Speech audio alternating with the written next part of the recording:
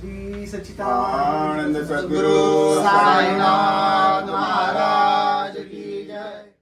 तर नमस्कार मित्रांनो, मी तुमचा ओंकार पुन्हा एकदा स्वागत करतो आपल्या भांडू ऑफिशियल या पेजवरती.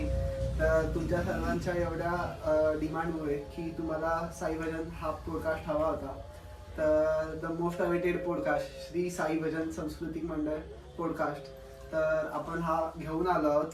आणि आपल्यासोबत आता बसले आहेत मंडळाचे अध्यक्ष श्री भाई सुर्वे काका.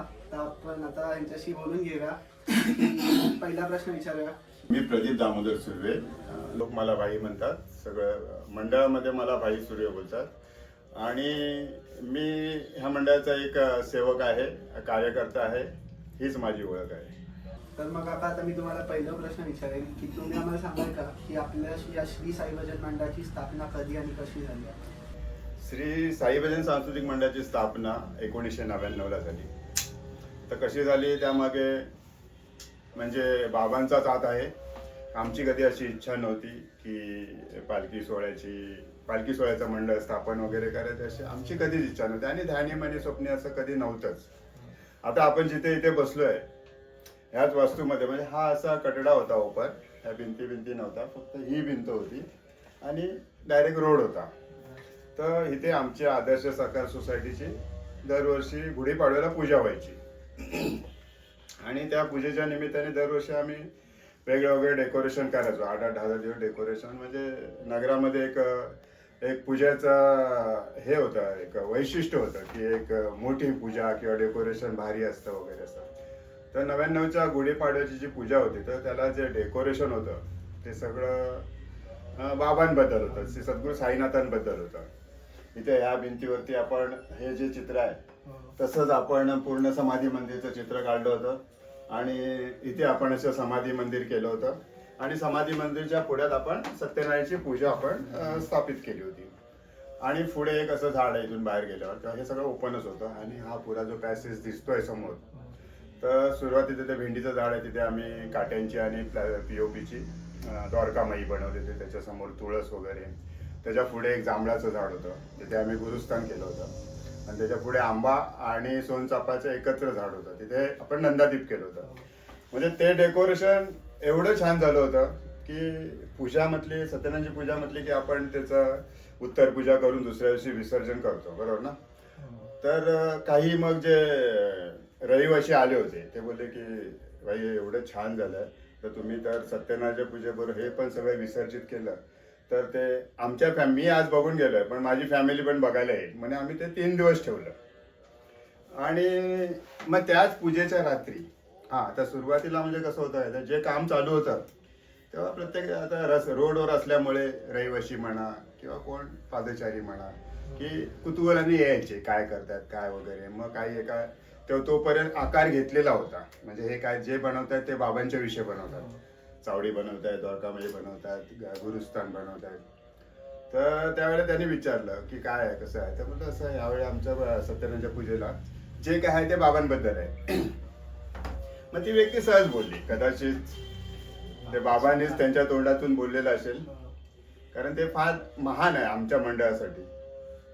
तर ते बोलले की तुम्ही जर असं करत असाल, एवढं बाबांचं सगळंच दाखवत आहे लोकांना बाबांच्या कार्याबद्दल, तर तुम्ही एक भंडारा का नाही घालत ह्या पूजेच्या निमित्ताने. भंडारा तर कसं असतं, आमच्याकडे कशी पद्धत आहे की जो पूजेला बसतो, जे जोडपं पूजेला बसतं, तर तेच काय म्हणजे 40-50 लोकांचं जेवण घरी बनवतं.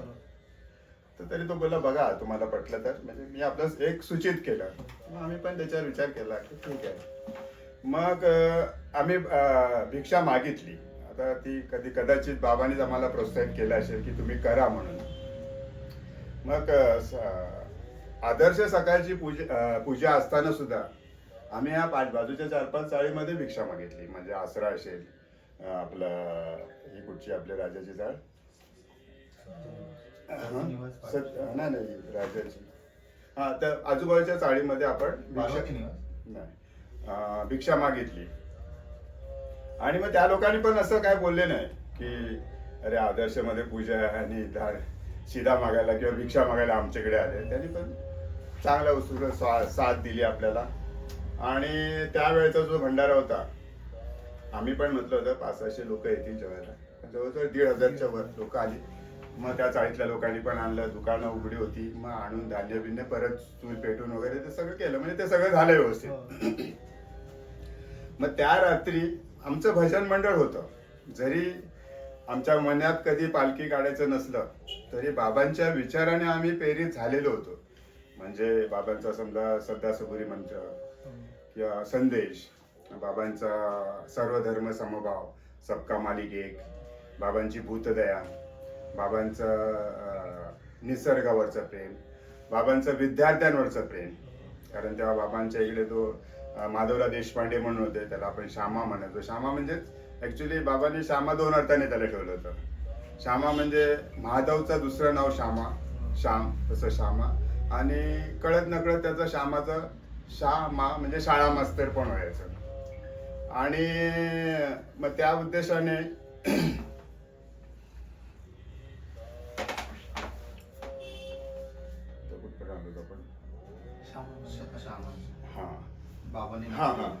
मग बाबा जसे समाज सुधारक, थोर समाज सुधारक होते. म्हणजे समाज सुधारक म्हणताना कसं होतं आपण की त्यावेळेला हिंदू मुस्लिमांचं जरा पटत नव्हतं हे नव्हतं, त्यांना एकत्र आणण्यासाठी ते मस्जिदीत राहिले. मस्जिदीत त्यांनी अग्नी पेटवला जो मुसलमानांना नाही चालायचा. मग अशा या सगळ्या गोष्टी केल्या, घंटा लागली, पण मस्जिदीत होते. मग त्यांनी सगळ्यांना एकत्र केलं.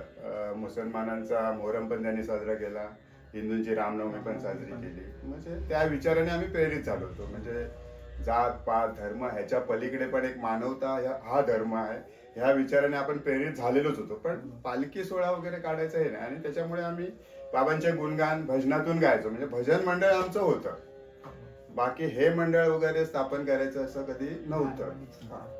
मग त्या दिवशी मग सगळी पूजा बिजा झाली. मग एक 12-1 वाजेपर्यंत आपली भजनं चालायची त्यावेळेला. त्याच्यानंतर मग पण कॅरम खेळायचे, पत्ते खेळायचे वगैरे, ती गोष्ट वेगळी. मग भजनामध्ये आमच्या इथे एक भाड्याने रहिवाशी राहायला आला होता. तर तो बोलला की भाई आपण चालत शिर्डीला जाऊया. मी पण पटकन माझ्या तोंडातून हो आलं.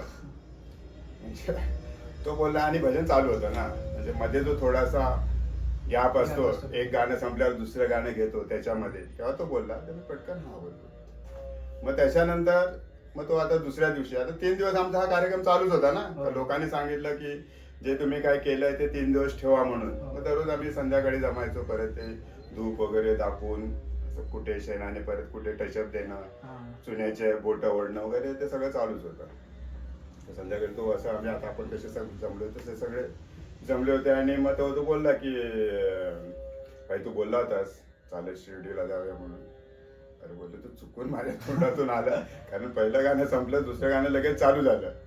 तर ना भाई तू बोलला होतास. मी बोललो होतो रे, पण आपले ते क्षेत्राने, आपली ती कॅपॅसिटीने आपण फक्त ऐकून आहोत की लालबाग दादरवरून पालख्या जातात, पण आपण कधी जवळून बघितलं नाही किंवा पालखी सोहळ्यात कुठच्या सहभागी झालो नाही. असं काही अनुभव नसताना आपण कसं करायचं.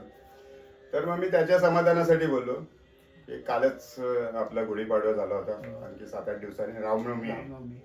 तर आपण शिर्डीला नाही पण प्रति शिर्डीला आपण वर्तकनगरला आपण चालत जाऊया.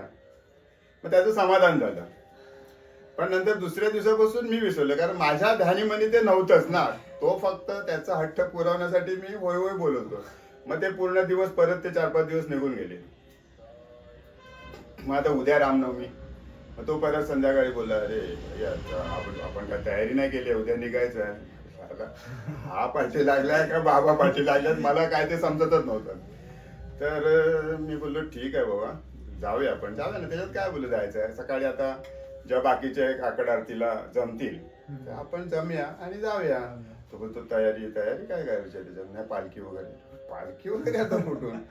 तर मग तो एकदम हट्टाला झाला, पालखी नेऊया ना आपण. थोडे जण असले तरी, आता तू नाही बोललास, मी तुझं ऐकलं ना, शिर्डीला नाही बोललास, आता वर्तकनगर पर्यंत पालखी नेऊया.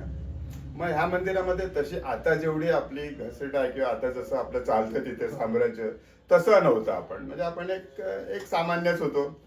फक्त त्या मंदिरामध्ये गुरुवारचं कधी गेलो पाया पडणं एवढंच होतं. मग तिकडे जाऊन आम्ही त्यांना विचारलं की असं आम्ही चाललोय, तर तुम्ही पालखीला, छोटीच पालखी होती त्यांची, अशी असते ना छोटी. तर ते बोलले की आम्हाला पण लागणार आहे, कारण ते आता जशी मिरवणूक निघते हो. साई मंदिर ते गणाधिपती गणेश मंदिर तेव्हा पण निघायची. बोले आम्हालाच लागणार, तुम्हाला संध्याकाळी लागणार ना. आम्ही सकाळी जाऊन दुपारी येतो. उलट ती प्रति शिर्डीवरनं आलेली उलट तिथे दर्शनासाठी ठेवता येईल. मग तिकडनं आलो आम्ही. तिकडनं आल्यानंतर मग ते कसं एक नंतर संध्याकाळी असे जेव्हा आम्ही नाक्यावर बसायचो किंवा कुठे बसलो एकत्र भजनाला, कुठे एकत्र जेव्हा आलो की तेच विषय चालायचे. हा, कारण प्रत्येकाला कसं एक आत्मविश्वास वाढला आणि ते बाबाच त्यांच्यामध्ये बीज रोवत होती प्रत्येकामध्ये, की म्हणजे बाबांची जी लहर आली होती भांडुपना पालखी शिर्डीला यायला पाहिजे आणि प्रत्येकांचा विषय तो असायचा की शिर्डीला चालत जाणार. मग आता मी पण म्हटलं हे काय वेगळंच दिसतंय आणि मग प्रत्येक असे झपाटूनच गेले होते. जास्त पण दिवस झाले नव्हते, म्हणजे गुढीपाडव्याच्या रात्री तो बोलला, त्याच्यानंतर 8 दिवसांनी आम्ही वर्तकनगरला जाऊन आलो आणि त्याच्या दुसऱ्या दिवसापासून नुसतं असं तेच विषय. मग आम्ही बाकीच्या मंडळांना भेट दिली, साई सेवक, साई दर्शन वगैरे, आणि अँटोपिलचं एक वडाळ्याचं मंडळ आहे यंग चॅलेंजर ग्रुप म्हणून, मग त्यांना आम्ही भेट दिली. मग त्यांनी पण मार्गदर्शनवर केलं. फक्त ते बोलले की पहिल्याच वर्षी तुम्ही जाताय तर असेच जावा, तुमचं काय अजून म्हणजे हे नाही, आणि एकदा गेलं की सातत्य राखायला लागतं आणि फोटो घेऊन जावा की असेच जावा. तुम्ही काही 10, 12, 15, 20 जण असतील तर ठीक, आम्ही काय त्यांना हे नाही करायचो. आमच्या मनात वेगळं चाललेलं असायचं पण त्यांना दाखवायचो नाही. त्यांचा फक्त असं बालिश प्रमाणे त्यांच्याकडे बसायचो आणि त्यांच्याकडनं जेवढं काढून घेता येईल तेवढं काढून घ्यायचो. मग त्याच्यानंतर आलो. मग आता तारीख कुठची ठरवायची. रामनवमी तर गेली, कारण सगळ्या पालख्या रामनवमीला जातात आणि मे महिना तर एकदम जवळ येऊन ठेवला, म्हणजे एप्रिल एंड झाला होता हे बोलेपर्यंत. मे महिन्यात तर शक्यच नाही. मग दिवाळीला काही जण बोलले की दिवाळीला भाई कसं आहे की भाऊबीज असते, पाडवा असतो, घरी पण सणसूद असतात. सणसूद असताना आपण चालत बसायचं बरं वाटत नाही. मग मी माझ्या स्वार्थासाठी म्हणजे असं पटकन बोललो आपण 23 डिसेंबरला जाऊया का, कारण माझी मुलं सेंट जेविसला होती आणि मला माहिती होते 22 डिसेंबर ते 1 जानेवारी पर्यंत यांना सुट्टी असते आणि ह्या दोघांची काय ना काहीतरी शाळेत लपडी असायची. फादर तर मला महिन्या 1-2 महिन्यातनं बोलवायचंच. तर मी बोललो ही असेल, ही डेट असेल, यांना पण सुट्टी आणि आपल्याला ताप नाही तर. आणि बघितलं 23 तारीख तर गुरुवार होता. मग त्याच्यानंतर मग सगळ्यांचं एकमत झालं की 23 तारीखला आपण गुरुवारी जायचं. मग त्याच्यानंतर मग रूट बघणं, बाकीच्यांचे जे प्लॅम्पलेट वगैरे असतात रूटचे ते सगळं कव्हर केले. मग आपल्याला समजलं की आपण 8 दिवसात पोहोचतोय. मग 2-3 वेळा रूट बघून आलो. मग आपण 23ला निघालो गुरुवारी, पोचलो पण 30ला गुरुवार, तो पण गुरुवार होता. त्यावेळेला ही आयडिया नव्हती जी आपण लोकांना आता सांगतो की आम्ही ह्या वर्षीचा शेवट आणि नवीन वर्षाची सुरुवात आपण शिर्डीमध्ये करतो. ही थीम त्यावेळेला नव्हती. मग नंतर आम्हाला समजलं अरे हे तर बघ मग आपण 30ला तिथे पोचतो आणि 31 आपण तिथे सेलिब्रेट करतो आणि पारायण लावतो. आणि दुसरं म्हणजे कसं चालू वर्षाचा शेवट आणि नवीन वर्षाची सुरुवात आपण तिथे करतोय. आणि मग 2-3 वर्षाने आम्हाला असं पण समजलं की हे चांगलं आहे. 31 तिथे आपल्या बरोबर जास्त तरुण पिढी असते आणि जास्त करून तरुणांना जे काय व्यसन लागतं म्हणजे पहिला झुरका असो त्यावेळेचा, आताच नाही सगळं त्यावेळेला. आता तर काय त्यावेळेला पहिला झुरका किंवा पहिला गुटखा जास्त करून 31ला व्हायचा. आणि मग त्याच वेळेला जर आपण इथे असतो तर त्याच्यामुळे त्याच्यातून आपण ते परावृत्त होतो. जी काय मुलं असतील तेवढी तरी तिकडे जात नाही. मग आम्ही त्या सोहळ्याला व्यसनमुक्ती सप्ताह पण नाव दिलं. 8 दिवस पण आम्ही त्याच्यावर सगळ्यांवर नजर वगैरे ठेवायची. सगळ्यांना सांगतो आपण की हे करू नका, ते करू नका. आणि सर्वधर्म समभाव हे तर पहिल्यापासून आपण त्याने प्रेरित झालेलोच होतो बाबांच्या. सद्भावना वगैरे, यात्रा वगैरे असं त्याला ते नाव दिलं. मग आता तू म्हणलं काय त्याच्यानंतर मग कसं आता तू म्हणशील आता ते साई भजन सांस्कृतिक मंडळ हे नाव कसं पडलं.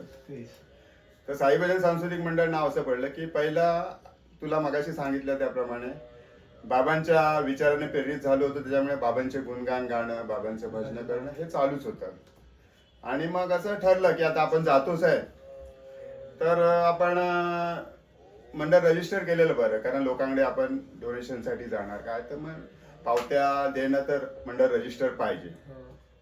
ऑडिट वगैरे त्याचं जर करायचं असेल तर मग काय करायचं त्याच्यासाठी मंडळ रजिस्टर. तर मग आम्ही चॅरिटेबल ट्रस्टला जायचं थोडीशी आम्ही ती घटना वगैरे जेवढं आम्हाला नॉलेज होतं त्याप्रमाणे बनवली.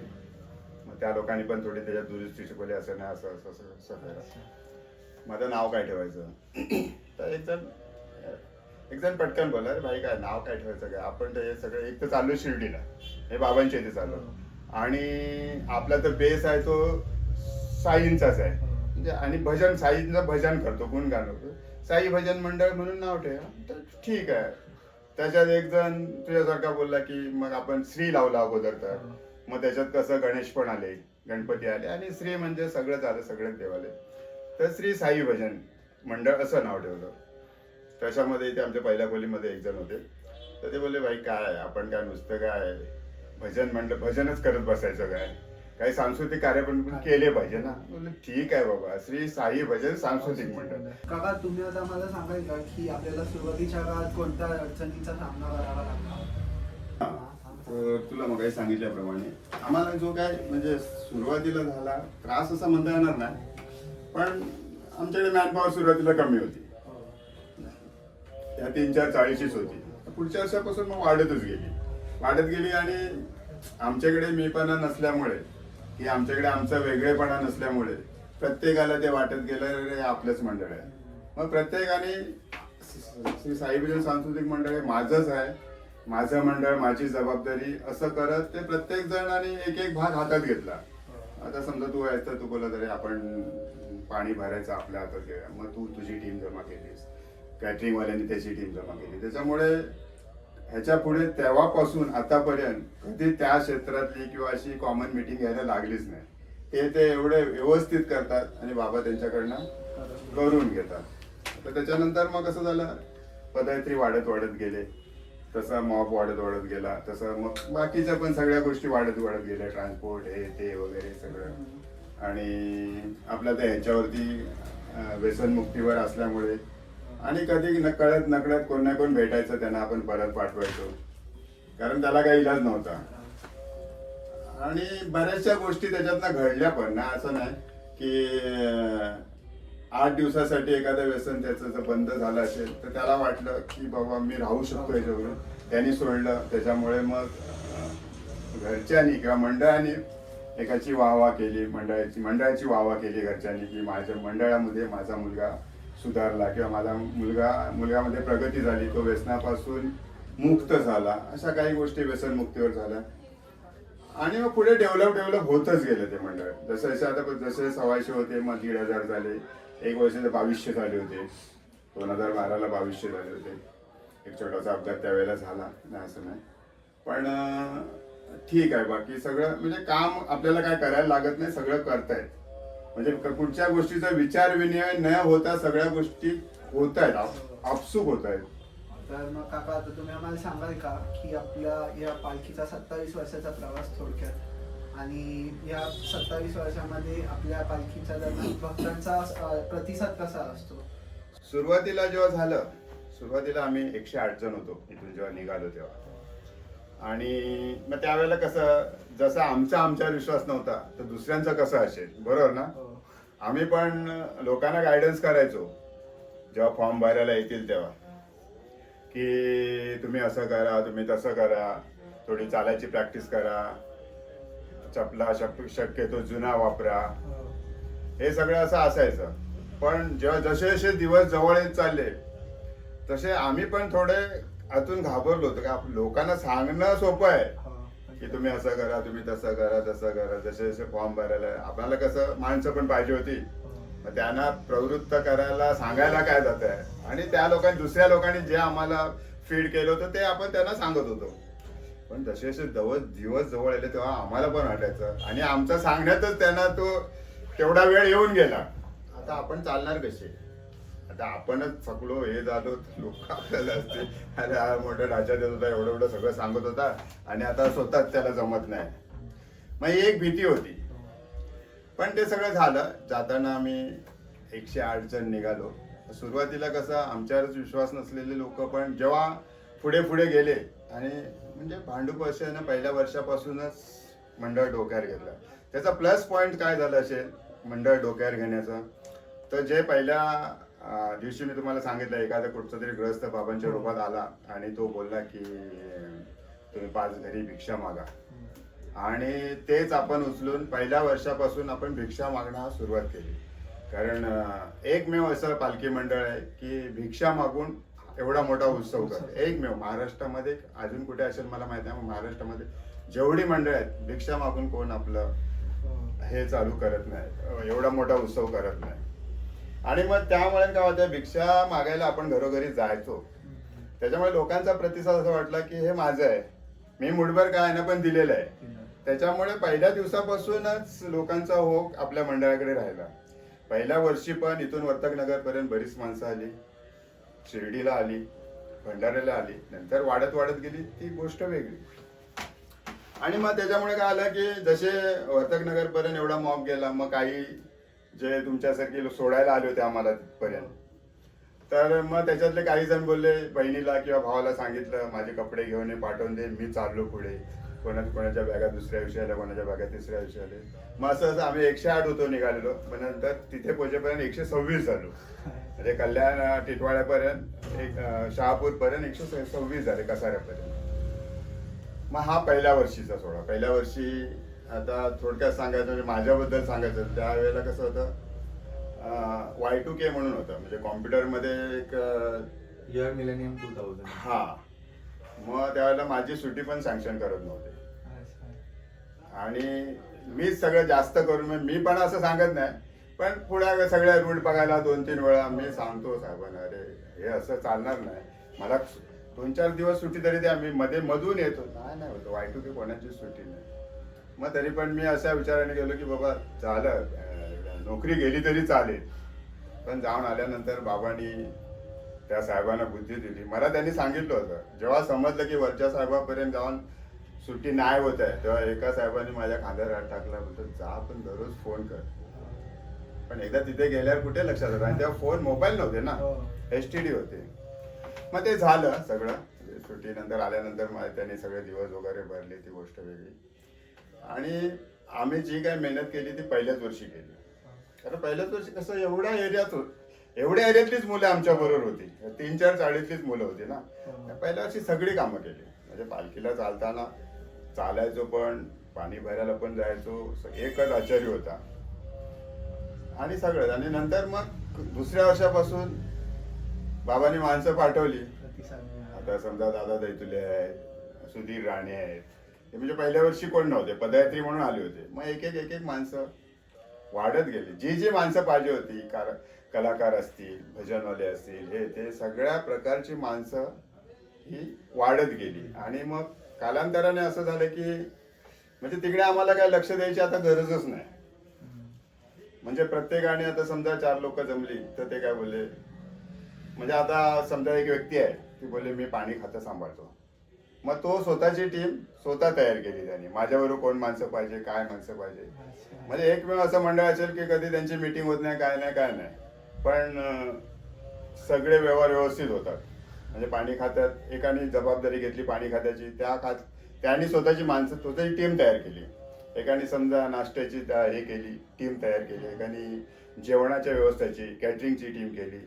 कोणी पालखी पूजा समिती पण एक टीम आहे, तिथे 50-1 लोक आहेत. मग त्या लोकांचे त्यांच्या आपसात मिटिंग होतात, पण अशी पूर्ण कधी एकत्र मिटिंग होत नाही. आणि त्याच्यामुळे काय होतं, ते सगळं होऊन जातं. काही मिटिंग न करता त्या वेळेला येऊन ते सगळं करतात. आता हे झालं पहिल्या दुसऱ्या वर्षी. त्याच्यानंतर मग आम्हाला लोकांकडनं जेव्हा भरपूर प्रतिसाद मिळत गेला, तसं धार्मिक याच्यात पण आम्ही पुढाकार घेतला. म्हणजे पहिलं कसं होतं की नुसता पालखी सोहळा होता. मग 3ऱ्या वर्षापासून आपण ठिकठिकाणी पारायण लावत गेलो. मग पारायणातून बाबांचे जे काही संदेश आहेत, बाबांचे उपदेश आहेत, बाबांची शिकवण आहे, ती लोकांपर्यंत जायला लागली.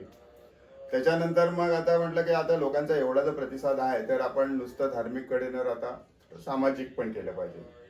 त्याच वेळेला कसं होतं की आपण जेव्हा पालखी सोहळा चालू केला 99ला, मग आम्ही ते 70-71ला मिल वर्करांचे वगैरे ते सगळं झालं होतं. आम्ही सगळं बघितलं होतं. म्हणजे आमच्यातलेच काही कार्यकर्ते असे होते की त्यांचा फटका त्यांना बसला होता, त्यांच्यामुळे त्यांची शिक्षण नाही झाली.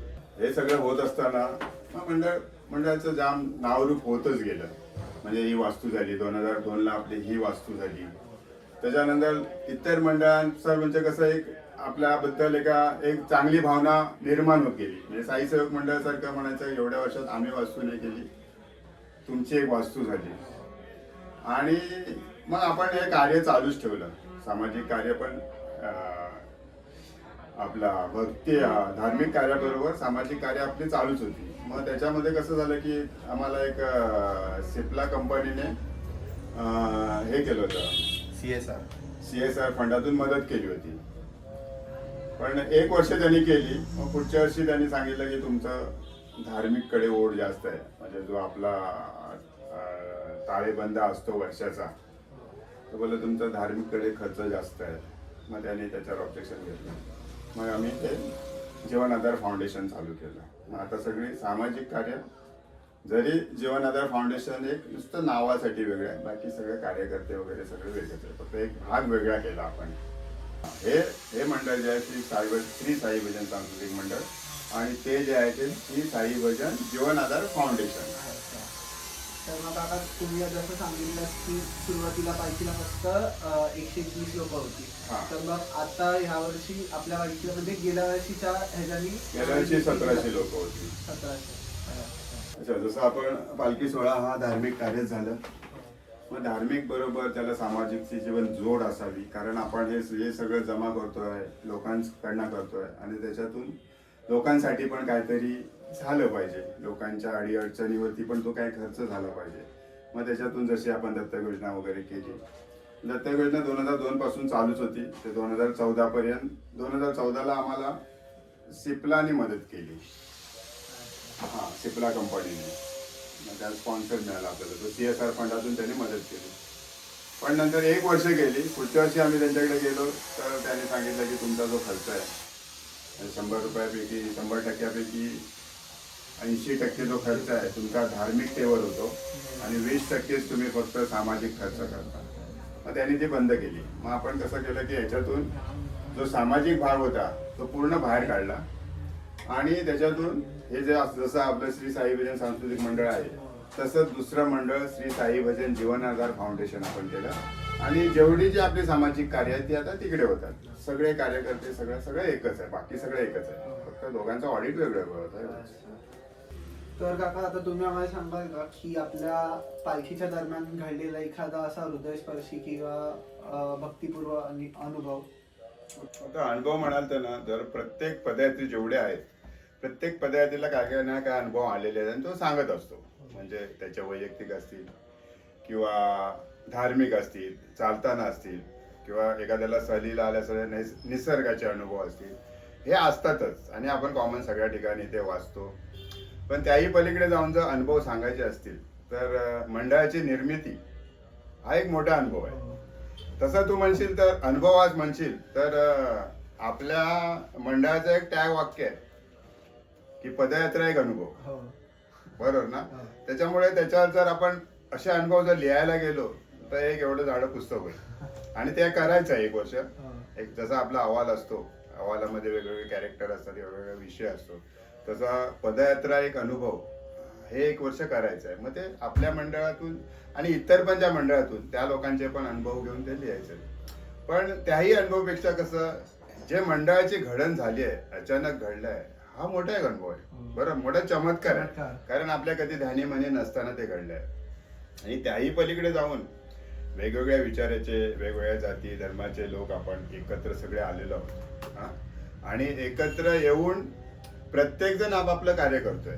एखादी मीटिंग न होता तू एक तुझी टीम निवडली आहे, तू काहीतरी पाणी समितीचं काम करतोय, कोण जेवणाचं काम करतोय, कोण कॅटरिंगचं काम करतोय, कोण नाश्त्याचं करतोय, कोण इलेक्ट्रिकचं करतोय, कोण तंबूचं करतोय. ह्या सगळ्या गोष्टी आहेत. कोण पालखी सेवेचं करतोय, पालखी वाहण्याचं करतोय, पुढच्या निशाणाचं करतोय, मागच्या निशाणाचं करतोय. आणि हे सगळं न सांगता, की असं कोणाला सांगितलं नाही अरे बाबा तू हे सांभाळ, तू हे सांभाळ. प्रत्येक जणाने आपापली जबाबदारी ओळखली आहे आणि आपापला ग्रुप वाढवलाय. म्हणजे त्याच्याकडे पहिली 4 माणसं होती. म्हणजे प्रत्येक जण असा विचार करतो मी जास्तीत जास्त मंडळासाठी काय करू शकतो. आणि हाच मोठा चमत्कार आहे मला तर. आणि हा सगळा एवढी वर्ष एकत्र टिकून राहणे 27 वर्ष, कुठचाही वादविवाद न होता, हा सगळ्यात मोठा चमत्कार, बरोबर ना? तर आता तुम्ही आम्हाला सांगाल का की आपल्या पालखी दरम्यान चालताना आपल्याकडून शिस्तता कशी पाळली जाते किंवा हे जे पालखीमध्ये चालतात तर त्यांची सुरक्षा कशी बरोबर. केली जाते? सुरक्षा आणि शिस्त म्हणजे एकाच नाण्याच्या दोन बाजू झाल्या. शिस्त आली की सुरक्षा आली, सुरक्षा आली की शिस्त आली. मेन म्हणजे आमच्याकडे दोन निशाण असतात, सांकेतिक दोन निशाण असतात. त्याला पुढे जे असतं त्याला पुढचं निशाण बोलतो, मागे असतं त्याला मागचं निशाण. आणि आपली एकमेव पालखी असं की ते मागचं निशाण असतं. मागच्या निशाणाजवळ पण जरा 15-20 मुलं असतात, ती सगळ्यांना सांभाळ, म्हणजे कोणाला पाठी ठेवत नाहीत. कोणाला पाठी ठेवत नाही, किती मोठी सुरक्षा आहे. की असं कधी होतच नाही की मागच्या निशाणाच्या पाठी कोणतरी राहिलाय, मग त्यांना किती वाजू, रात्री 2-3 वाजले तरी ते त्याला घेऊन येणार. एखाद्याला समजा चालायला होत नाही पण त्याचा हट्ट आहे मी चालणारच, मग त्याला ते सोडून येत नाहीत. किंवा कोण लघवीला गेलाय, कोण टॉयलेटला गेलाय, कोण समजा चहा प्यायला गेलाय, कोण आंघोळीला गेलाय, तोपर्यंत ते तिथे थांबतात.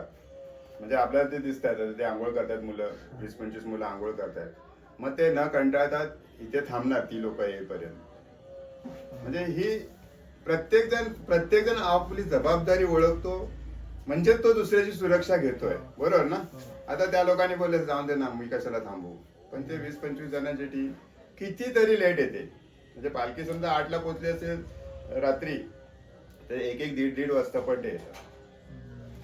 आणि त्याच्यामुळे कसं होतं की एक तो भाग असा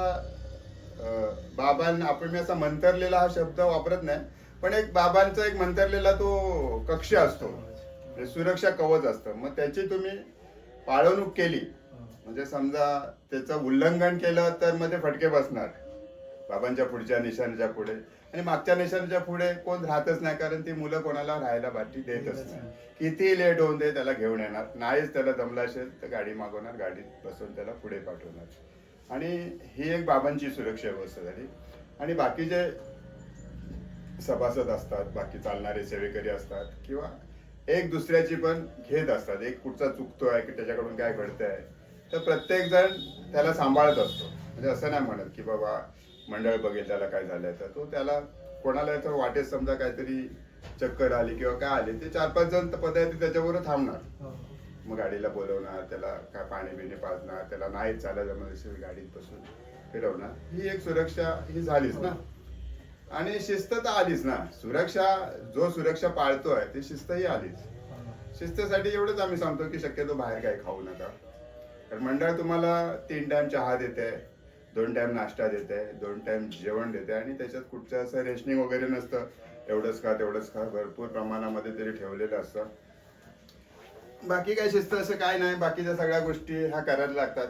आता आंघोळीचं आहे तर आपण कुठेतरी विहीर मिळेल हे मिळेल तिथे आंघोळी करतात. आता तर मंडळाने सगळं 3 टँकर आंघोळीसाठी पण केलेले आहेत. तर मग काका आता जसं आपण मेडिकल गाडी आणि ते एक राहिलं मेडिकल. आणि शिवाय एक मेडिकल गाडी पण असते आपल्या बरोबर, डॉक्टर असतात सगळ्या प्रकारचं. जसं आपल्याला आता माहिती आहे की कुठची औषधं लागतात, कुठची मलम लागतात, किती बँडेज लागतात, हे सगळं आपल्याला माहिती आहे. त्याच्याबरोबर आपण एक छोटीशी गाडी त्याच्यासाठी केलेली आहे. एक डॉक्टर असतो त्याच्याबरोबर, तो तुम्ही सांगितलं की काय करता सेवा करतो, त्याच्याबरोबर 2 माणसं असतात आणि करतात, बाकी सगळं सांभाळतात. तर बघा आपण गेली 4-5 वर्ष जसं बघतोय की आपण तो एक रिंगण सोहळा करतो, तर त्या रिंगण सोहळ्याबद्दल काहीतरी सांगाल? रिंगण सोहळा म्हणजे कसं झालं की ते अनुकरण झालं, आणि ते चांगल्या गोष्टीचं अनुकरण आहे. म्हणजे आता रिंगण सोहळा हा वारकरी संप्रदायाचा झाला, आणि आपल्या साई पालखींचा उगम झाला किंवा जन्म झाला हा वारकरी संप्रदायातून झाला. म्हणजे त्यांची तुलना आपण तेवढी करू शकत नाही, कारण ते फार आपल्यापेक्षा मोठे आहेत. म्हणजे त्यांचे कष्ट म्हणा, किंवा थोडक्यात सांगायचं म्हणजे गरीबातले गरीब ते म्हणजे 8-8, 10-10 दिवसाचं जेवण डोक्यावर घेऊन पण चालतात, जे काय भाकरी बिकरी असेल ते. तसं आपलं नाही, पण काही गोष्टी आपण त्यांचं अनुकरण करतो.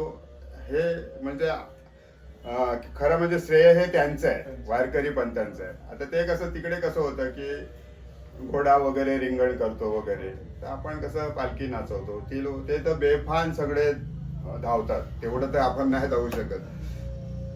म्हणजे आणि त्याच्यात परत कसं झालं की आपल्याकडे रांगोळी कलाकार असल्यामुळे त्याला तो योग्य न्याय मिळतो.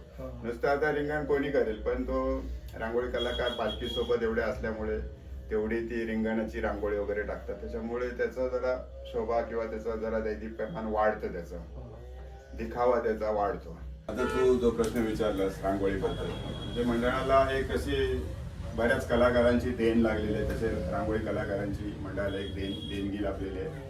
पहिल्या वर्षापासूनच आपल्या मंदिरापासून जिथून पालखी निघाली वर्तक नगरपर्यंत ठिकठिकाणी रांगोळीचे पॅच टाकत गेले होते. तसेच पॅच मग मध्ये मध्ये पण गावागावात टाकले जायचे. ज्या ज्या ठिकाणी आपला मुक्काम असायचा, ज्या ज्या ठिकाणी आपला नाश्ता असायचा, ज्या ठिकाणी दुपारचं जेवण असायचं, आरती असायची, अशा ठिकाणी सगळ्या ठिकाणी कुठे मंदिरं दिसली, कुठे काय दिसलं, दर्गा दिसला, तर सगळ्या ठिकाणी आपली रांगोळी टाकत जायची. त्याच्यानंतर मग शिर्डीत गेल्यावरती पण तोच उपक्रम होता. जेवढं अंतर आहे आपलं शेवटच्या दिवसाचं 3-4 किलोमीटर ते पूर्ण रांगोळी, म्हणजे ते शिर्डीवाले तर रांगोळीवाल्यांची पालखी किंवा रांगोळीवाल्यांची पालखी असंच नाव पडलं. आणि मग त्याच्यानंतर मग कसं झालं की एकदा असं झालं की शिर्डीमध्ये आता हे चालू झालंय परिक्रमा, शिर्डी परिक्रमा 13 फेब्रुवारीला असते. मग आम्ही एक वर्ष असे गेलो होतो, म्हणजे कोविड पासून त्यांनी चालू केली ती.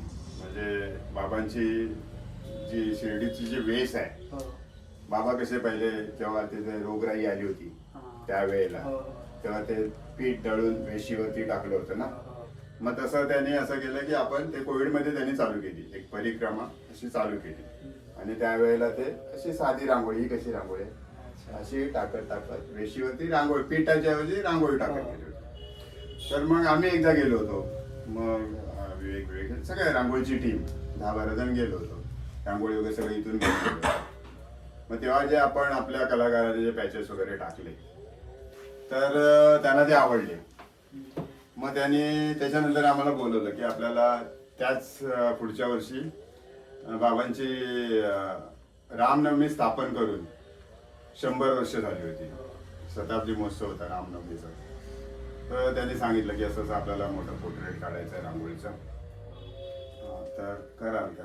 आम्ही कधी केलेलं नाही, बाबांचं नाव घेऊन करू. तर इथून आपण जवळजवळ 40 कलाकार घेऊन गेलो होतो आणि सगळं रांगोळी वगैरे त्यांनी सगळी पुरवली होती. आणि जवळजवळ 10-12 दिवस लागले त्याला. 40,000 स्क्वेअर फूटची ती रांगोळी होती, विश्वविक्रमी रांगोळी. त्याचे याच्यामध्ये वर्ल्ड बुक ऑफ लंडनमध्ये त्याची नोंद झाली. मग ती एक सेवा आपल्या मंडळाच्या सानिध्यातून घडली. तर काका, आता तुम्ही आम्हाला सांगाल का की आपल्या मंडळाकडून तरुण पिढीला ह्या परंपरेशी जोडण्यासाठी काय नवीन असे प्रयत्न केले जातात आपल्या मंडळाकडून? म्हणजे प्रयत्न करायची गरज नाही, कारण आपलं मंडळ हे घरोघरी पोचलेलं आहे. भांडूपमध्ये तरी पूर्ण घरोघरी पोचलेलं आहे. कशाच्या माध्यमातून आपण पारायण करतो, आपली साई भजनं जिकडे तिकडे एरियामध्ये होतात. त्याच्यानंतर आपण भिक्षा मागतो, त्याच्यामुळे घरोघरी गेलेले. आणि जेव्हा इकडचे नागरिक, इकडचे रहिवासी आपल्याला निरोप द्यायला येतात पहिल्या दिवशी 23 तारीखला ठाण्यापर्यंत, मग त्याच्यामध्ये कसं असतात, जी आता पुढे तरुण होणारी आहेत ती मुलंच असतात त्याच्यामध्ये. मग तेव्हापासून ना त्यांना ते आकर्षण असतं साई पालखीचं, साई मंडळाचं, साई भजनाचं, साई पदयात्रेचं. म्हणजे बालवयापासून त्यांना आकर्षण असतं. म्हणजे तो तरुण व्हायच्या अगोदरच घरच्यांच्या पाठीशी लागलेला असतो की मला भजनात जायचं आहे, मला पालखी बरोबर जायचं आहे. फक्त घरची लोक त्याला थांबवून ठेवतात की आपण तुम्ही 10वी झाल्यानंतर जा, 12वी झाल्यानंतर जा. त्याच्यामुळे आपल्याला विशेष त्यांना आकर्षित करायची गरजच नसते. तेच उतावळी झालेले असतात की मी कधी एकदा मोठा होतो, कधी 10वीला जातो, कधी 12वीला जातो आणि कधी एकदा पदयात्री म्हणून होतो. काका, तुम्ही आम्हाला सांगाल का की साईंच्याच भक्तीचा मार्ग निवडण्याचं कारण काय होतं, किंवा असं तुम्हाला काय वाटतं? समजलं मला तुम्ही, म्हणजे साईंचा भक्तीचा मार्ग का निवडलात? तर आपल्या भारत देशामध्ये, विविधतेने नटलेल्या आपल्या भारत देशामध्ये हजारो वर्षाची सांस्कृतिक आणि आध्यात्मिकीची परंपरा आहे. आणि ह्या आपल्या भारत देशामध्ये आपला जो महाराष्ट्र आहे त्याला साधू संतांची भूमी म्हणून ओळखली जाते. आणि ह्या आपल्या महाराष्ट्रामध्ये अनेक संत महंत साधू संत होऊन गेले आणि त्याने आपापल्या परीने, आपापल्या सामर्थ्याने म्हणा किंवा आपापल्या जीवन कार्याने किंवा त्यांनी जो अवतार कार्य घेतलं होतं जे अवतार त्यांनी घेतले होते, तर त्यामध्ये त्यांनी संबोधित केलं, भक्तांना संबोधित केलं की कसं वागायचं, कसं काय करायचं, किंवा समाज प्रबोधन केलं, आध्यात्मिक मार्ग दाखवला भक्तांना. हे सगळं असतानाच हे सर्व संत करतच होते आणि ते चांगलंच करत होते. परंतु सर्व धर्म समभाव म्हणा, सर्वांना एकत्र आणण्यासाठी, सर्व धर्मांना एकत्र आणण्यासाठी, सर्व प्रांतीयांना एकत्र आणण्यासाठी, किंवा सर्व जी आपल्या सगळ्या धर्माची जी संस्कृती आहे त्यांना एकत्र करण्यासाठी श्री सद्गुरू साईनाथ महाराज यांनी सबका मालिक एक है हा संदेश दिला. आपण सर्व एकाच परमेश्वराची लेकरं आहोत हा संदेश दिला आणि सर्व धर्म समभाव हा संदेश दिला. आणि ह्या संदेशाने प्रेरित होऊन त्यांची श्रद्धा सबुरी म्हणा, त्यांचा भूतदया म्हणजे प्राणी मात्रांवर प्रेम करण्याचा संदेश म्हणा, किंवा उपदेश म्हणा, किंवा मनुष्य सेवा हीच ईश्वर सेवा, ह्या सगळ्या त्यांच्या उपदेशाने, त्यांच्या शिकवणीने आम्ही प्रेरित होऊन आम्ही साई सेवा, साई भजन, साई भक्ती हा मार्ग स्वीकारला. काका, तुम्ही आता काय सांगाल का की प्रत्येक स्तरातील भांडूपवाशांना आपल्या या श्री साई भजन सांस्कृतिक मंडळाबद्दल जास्त प्रेम व आपुलकीपणा का वाटतं? आता तुमचा प्रश्न असा आहे की भांडूपवाशांचं एवढं प्रेम आणि एवढा आपलेपणा हा ह्या मंडळावरती काय आहे, श्री साई भजन सांस्कृतिक मंडळावरती एवढा आपलेपणा आणि एवढं प्रेम भांडूपवाशांचं काय आहे? त्याचं कारण आहे की आपल्या मंडळाचे जे कार्यकर्ते आहेत त्यांच्यामध्ये मीपणा नाही आहे आणि त्यांच्यामध्ये असा वेगळेपणा नाही आहे. सर्वजण असं समजतात की हे जे मंडळ आहे श्री साई भजन सांस्कृतिक मंडळ हे संपूर्ण भांडूपवाशांचं आहे आणि आम्ही एक सेवेकरी आहोत.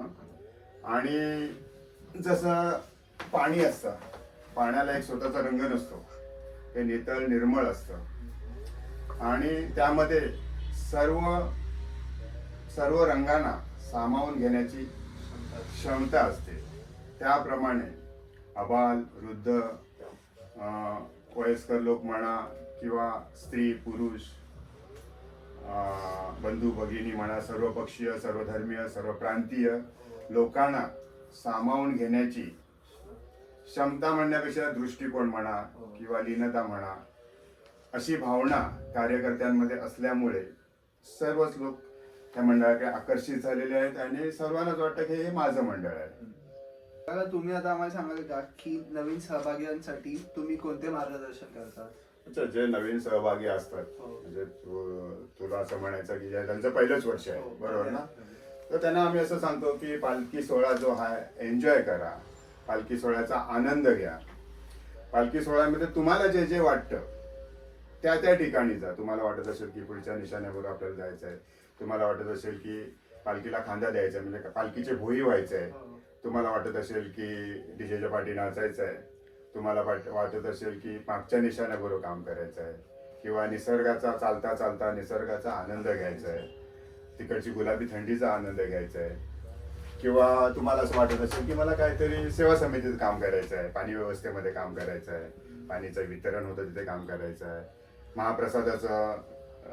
महाप्रसाद तिथे बनविला जातो तिथे सेवा द्यायची आहे, किंवा तंबू व्यवस्था आहे, इलेक्ट्रिक व्यवस्था आहे, अशा विविध व्यवस्थामध्ये मला काहीतरी सेवा द्यायची आहे.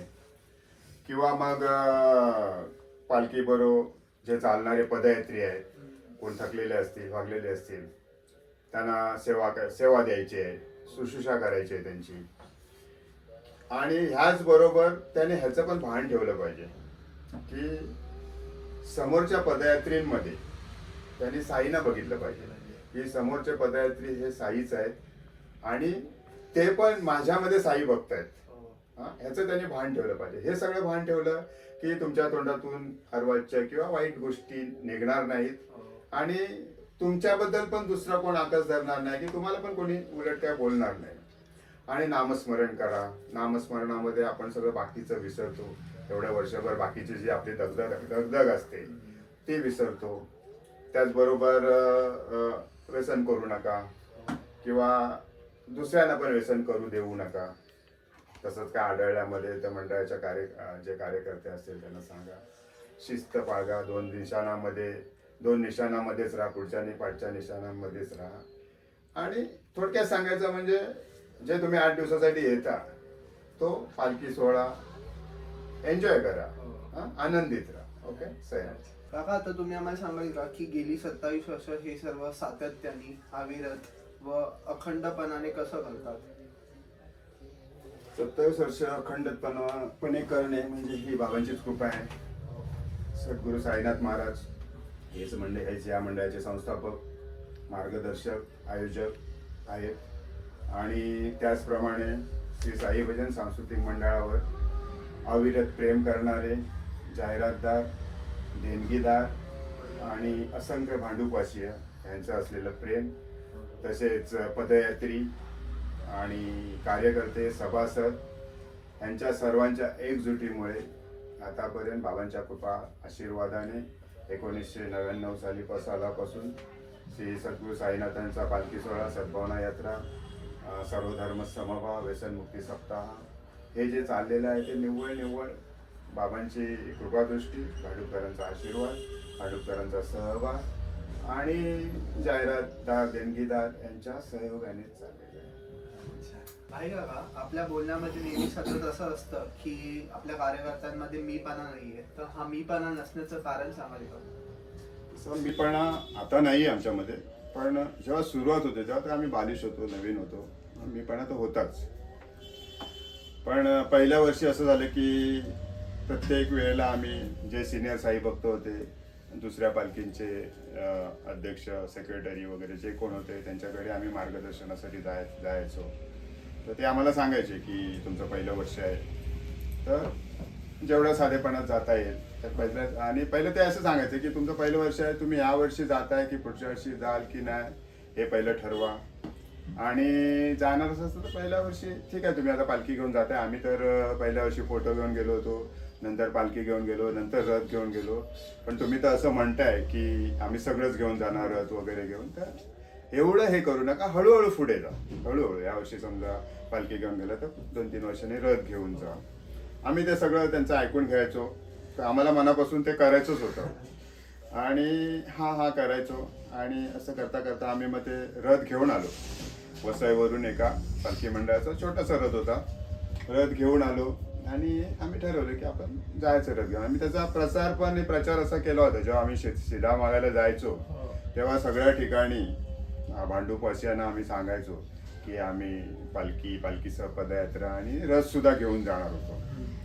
थोडे आमच्यामध्ये मीपणा होता, घमेंड होता. आम्ही बाबांना कधी गृहीतच धरलं नव्हतं. म्हणजे असं आम्हाला समजत नव्हतं की जे वरिष्ठ साई भक्त आपल्याला मार्गदर्शन करतायत की तुम्ही हळूहळू पुढे जा, एकाच वर्षी एवढी घाई करू नका, एकाच वर्षी सगळं निर्णय, ते ऍक्च्युली बाबाच त्यांच्या तोंडातून बोलत होते की आम्हाला सूचित करत होते. तिकडे आम्ही दुर्लक्ष केलं.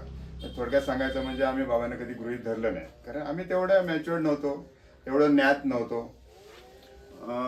थोडक्यात म्हणायचं आमच्यामध्ये पण त्यावेळेला बालिशपणा हा होताच. आणि तुझा प्रश्न जो आहे त्याच्या मीपणा तर होताच, घमेंड होती. आणि मग असं करता करता हे सगळं होता ते सांगायचं ते आम्ही ऐकायचो. आम्हाला जे काय करायचं आहे ते आम्ही करायचो. आणि 23 तारीखला आपली पालखी निघणार, पहिलंच वर्ष होतं. 22 तारीख आणि असे 8-10 दिवस त्या रथासाठी, म्हणजे जे मंदिर होतं, लाकडी मंदिर होतं घुमटवालं, तर त्या रथासाठी महिंद्राची जी ओपन जीप, पूर्वीची ताडपत्रीवरती वगैरे असायची ना, ती जीप लागणार होती. आम्ही 10-15 दिवस नुसतं सगळा एरिया पिंजून काढला. कोणी सांगितलं की आज सोनापूरला आहे, कोणी सांगितलं की आज जोकिंग कंपाऊंडमध्ये आहे, कोणी सांगितलं आपला मगतरामला आहे, किंवा एका शोरूमच्या आपला एका गॅरेजच्या बाहेर आहे. तर आम्ही तिथे जायचो. तेव्हा माझ्याकडे बुलेट होती. मी जिथे जाईल तिथे भिवंडीपासून पूर्ण सगळं एरिया शोधून पिंजून काढला. कोण सांगायचं की तिथे आहे, इकडे मिळेल, तिकडे मिळेल, पण शेवटी काय आम्हाला ती गाडी मिळाली नाही. आणि असं म्हणता 22 तारीखची रात्र आली, 10 वाजले होते. इकडे बाहेर मी कटेडावर बसलो होतो. आता म्हणजे आम्ही मनात ठरवलं आता 10 वाजले, अजून तर काय मिळाली नाही. तर सगळं कारागीर, वेल्डर ते सगळं साहित्य सगळं आणून ठेवलं होतं. मग आम्ही ठरवलं की आता काय ह्या वर्षी आपण रथ नाही नेऊ शकत. थोडं आम्ही हिरमुसलो, थोडं खचलो आणि मनाची तयारी केली की आता तर नाही होणार, 10 वाजले आहेत आणि सकाळी तर निघायचं आहे. ते रथ मिळणार कधी, ते ओपन करणार कधी, ते सगळं सजवणार कधी. आणि मग आम्हाला थोडं समजलं की काहीतरी आमचा मीपणा एवढे लोक आपल्याला सांगत होते, कदाचित ते बाबाच त्यांच्या मुखातून आपल्याला सूचित करत होते. मग आम्ही काही कार्यकर्ते, माझ्या त्या डोळ्यातून त्यावेळी पाणी पण आलं आणि आम्ही शरण गेलो की बाबा आम्ही तुम्हाला गृहीत धरलं नव्हतं. आणि एवढी सिनियर लोक, एवढे सिनियर साई भक्त, वरिष्ठ साई भक्त जे काय सांगत होते त्यांचं आम्ही ऐकलं नाही, कारण तुम्हीच सांगत होता त्यांच्या मुखातून, आम्ही आता तुमच्या चरणाशी शरण येतोय आणि ह्याच्या पुढे आमच्यामध्ये असं कधी मीपणा नसणार. जे काय करणार ते तुम्हाला गृहीत धरूनच करणार, तुमच्या सूचनेने, तुमच्या चरणाशी सगळं ठेवूनच आम्ही सगळं करणार. की करता करविता आता तुम्हीच आहेत आणि तुम्हीच करणार आहे, अशा भावनेतूनच करणार. आणि हे सगळं बोललो बाबांपाशी आणि तिकडे कटडा होता, तिथे बसलो होतो. एवढ्यात म्हणजे हे सगळं चालू असताना शोध थांबला नव्हता. काही कार्यकर्ते फिरत होते. मग भायखळ्यातून माझ्या भावाचाच महेश म्हणून त्याचा फोन आला की बाई अशी गाडी मिळाली, आणू का? म्हणजे त्यांनी असा फोन केला की इथे मिळाली असेल तर दुसरी कशाला. आणि जे ते गाडीवाले होते त्यांना पण बाहेर गावी जायचं होतं, त्यांच्याकडे ड्रायव्हर एकच होता. मग त्यांनी ती गाडी इथे आणून सोडली, आमच्या ताब्यात दिली, काही ओळख नसताना. फक्त सांगितलं तुम्ही काय गाडीचं काय करायचं ते करा, बाबांसाठी मी दिलेली आहे, तुम्ही जे काय पेंटिंग करायचं आहे, तोडायचं आहे ते तोडा, सगळं सजवा, पण ड्रायव्हर नाही मिळणार, ड्रायव्हर तुम्ही बघा. मी माझ्या ड्रायव्हरला घेऊन चाललो, मी इंदूरला चाललोय. तर म्हणजे हे सगळं बघा, म्हणजे बाबांना आपण शरण गेलो, म्हणजे आपला मीपणा त्यांच्या पायाशी ठेवला आणि किती 2-4 मिनिटामध्ये ह्या सगळ्या वार्ता झाल्या. म्हणजे ही एक फार मोठी घटना आहे. म्हणजे तू विचारलंस की तुमच्यामध्ये मीपणा, तुम्ही प्रत्येक वेळेला बोलता की आमच्या कार्यकर्त्यांमध्ये मीपणा नाही म्हणजे तेव्हा होता. तेव्हा आमच्यामध्ये मीपणा होता, घमेंड होतं, सगळं होतं, कारण आम्ही बालिश होतो, ज्ञात नव्हतं एवढं. आणि तेव्हा तो एवढा मोठा प्रसंग पहिल्याच वर्षी आला आणि तो जो मीपणा आम्ही बाबांच्या चरणात ठेवला आहे, तेव्हापासून आमच्या कार्यकर्त्यांमध्ये कधी मीपणा हा शक्यतो येत नाही. आणि आला तरी कोणतरी दुसरा सांगतो, अरे असं काय बोलतोस. आपण सर्व बाबांच्या सूचनेप्रमाणे आणि बाबांच्या जे काय करतात बाबा करतात ह्या भावनेने चाललेलो आहोत. तर अशी सगळं असं तो मीपणाचा, तुझ्या मीपणाचा ती अशी स्टोरी आहे सगळी. काका आता तुम्ही आम्हाला सांगाल का की जे आपले सध्या उपक्रम चालू आहेत, सामाजिक उपक्रम, त्याबद्दल तुम्ही काय सांगाल का? आपल्या सामाजिक उपक्रमामध्ये आपला जो सगळ्यात मोठा आणि महत्वाचा जो उपक्रम आहे तो विद्यार्थी दत्तक योजनेचा आहे. विद्यार्थी दत्तक योजना ही आम्ही 2002 पासून चालू केली. तर ती योजना अशी आहे की ज्या मुलाचे, ज्या मुलीचे किंवा ज्या पाल्याचे वडील हयात नाहीये आणि आता त्याचं जो कोण संगोपन करतोय, काका, मामा, आई, आजोबा, जो कोण असेल तो, तर स्वतःचा उदरनिर्वाह कसा बसा करून त्याचं शिक्षण करतोय. म्हणजे थोडक्यात सांगायचं म्हणजे महिन्याला 5-6 हजार रुपये कमवतोय. शक्यतो त्यांच्या सगळ्या विधवा आई आहेत, 99% ह्या विधवा आई आहेत, कोणाचा मामा, कोणाची आजी वगैरे. तर त्या ज्या सगळ्या महिला आहेत त्या साधारण पोळी भाजी केंद्रात काम करतात, म्हणा मुलतडीचं काम करतात, धुनी भांडीचं काम करतात आणि 5-6 हजार कमवतात आणि कसा बसा स्वतःचा उदरनिर्वाह करतात. त्याचं शैक्षणिक शिक्षणाचा खर्च करण्या एवढं त्यांच्याकडे पैसा नसतो. तर मग अशा लोकांना आपण शैक्षणिकरित्या दत्तक घेतो. मग आपला एक एरिया ठरलेला आहे, खिंडीपाड्यापासून पवई, विक्रोळी, पार्क साईड आणि दोन्हीकडचं भांडूप, पूर्व पश्चिम, कांजूर दोन्हीकडचं वगैरे अशा एरियातली त्या शाळेतली आपण मुलं घेतो. आणि ही शाळेतली मुलं घेताना आपण शाळेमार्फतच घेतो. शाळेना माहिती आहे आता की त्यांना कळवलेलं आहे की आपल्याला कशा प्रकारची मुलं पाहिजे ती. आपण त्यांना सांगतो की वडील हयात नसलेली, आर्थिक परिस्थिती मागासलेली आणि तिसरं म्हणजे तो त्याची प्रगती पाहिजे, म्हणजे किमान त्याला 60% गुण पाहिजे, असे विद्यार्थी आपण दत्तक घेतो. आणि मग त्यांना शैक्षणिक साहित्य पूर्ण देतो. म्हणजे जो जून महिन्यातला शाळा चालू झाल्यानंतर जो पहिला रविवार असतो त्यावेळेला आपण शैक्षणिक साहित्याचं वाटप करतो. उदाहरणार्थ त्याला लागणाऱ्या वह्या किंवा पुस्तकं असतील, पेन, पेन्सिल, दप्तर, छत्री, गणवेश या सगळ्या गोष्टींचं आपण वितरण करतो. आणि मग त्याच्यानंतर मग ऑगस्ट, जुलै ऑगस्ट किंवा सप्टेंबर पर्यंत त्यांची जी संपूर्ण फी असते ती संपूर्ण फी भरतो आपण. म्हणजे थोडक्यात सांगायचं तर शैक्षणिक फी असेल, इमारत निधी असेल, संगणक निधी असेल, हे सगळे पैसे आपण तिथे भरतो. म्हणजे शैक्षणिक आपण त्यांचा पूर्ण खर्च करतो. अशी आता आपल्याकडे सरासरी साधारण जेव्हा आपण सुरुवात केली पहिल्या वर्षी 2002ला, तेव्हा आपण 4च मुलं घेतली होती. इकडचीच घेतली होती, जवळच्या एकाच शाळेतली घेतली नवजीवनची. आता जवळजवळ आपल्याकडे 27 शाळा आहेत. आता 27 शाळा, सरासरी आपल्याकडे 200 मुलं असतात. कधी 225 असतात, कधी 250 असतात. कारण आपला क्रायटेरिया असा आहे की वडील हयात नसलेली मुलं, आणि ह्या सगळ्या क्रायटेरियामध्ये कमी जास्त होतात मुलं. आणि 1ली ते 10वी पर्यंतच आहे असे आपले विद्यार्थी दत्तक प्रश्न आहे. मग आपले काही प्लॅन्स आहेत का की ह्याला वाढवणं, म्हणजे जो 10वी पर्यंत आपला जो वयोगृह आपण ठेवलाय त्याला पुढे काही असं 15वी पर्यंत? आता सध्या तरी आम्ही म्हणजे हे केलंय की 90% जास्त ज्यांना मार्क मिळतात त्यांना आपण एक मदत करतो. 5,000 रुपये, 10,000 रुपये. सध्या तरी आमचं एवढंच आहे, कारण आमचं पांघरून छोटं आहे. पण आमच्या भविष्यामध्ये त्यांच्यासाठी करण्याचा आहे. तो नंतरचा एक उपप्रश्न तुझा तो आहे, तो नंतर येईल की पुढचे, म्हणजे तुम्ही म्हणाल की पुढे काय करणार आहात वगैरे, त्याच्यामध्ये तो तुमचा प्रश्न येईल. तर जसे अजून आपले आहेत उपक्रम, जसं महिला रोजगार किंवा झाडे लावा झाडे जगवा, बरोबर, किंवा आरोग्य शिबिर आपलं जे हो. हेल्थ केअर सेंटर आहे, बरोबर. त्याबद्दल काही सांगायचं? बरोबर.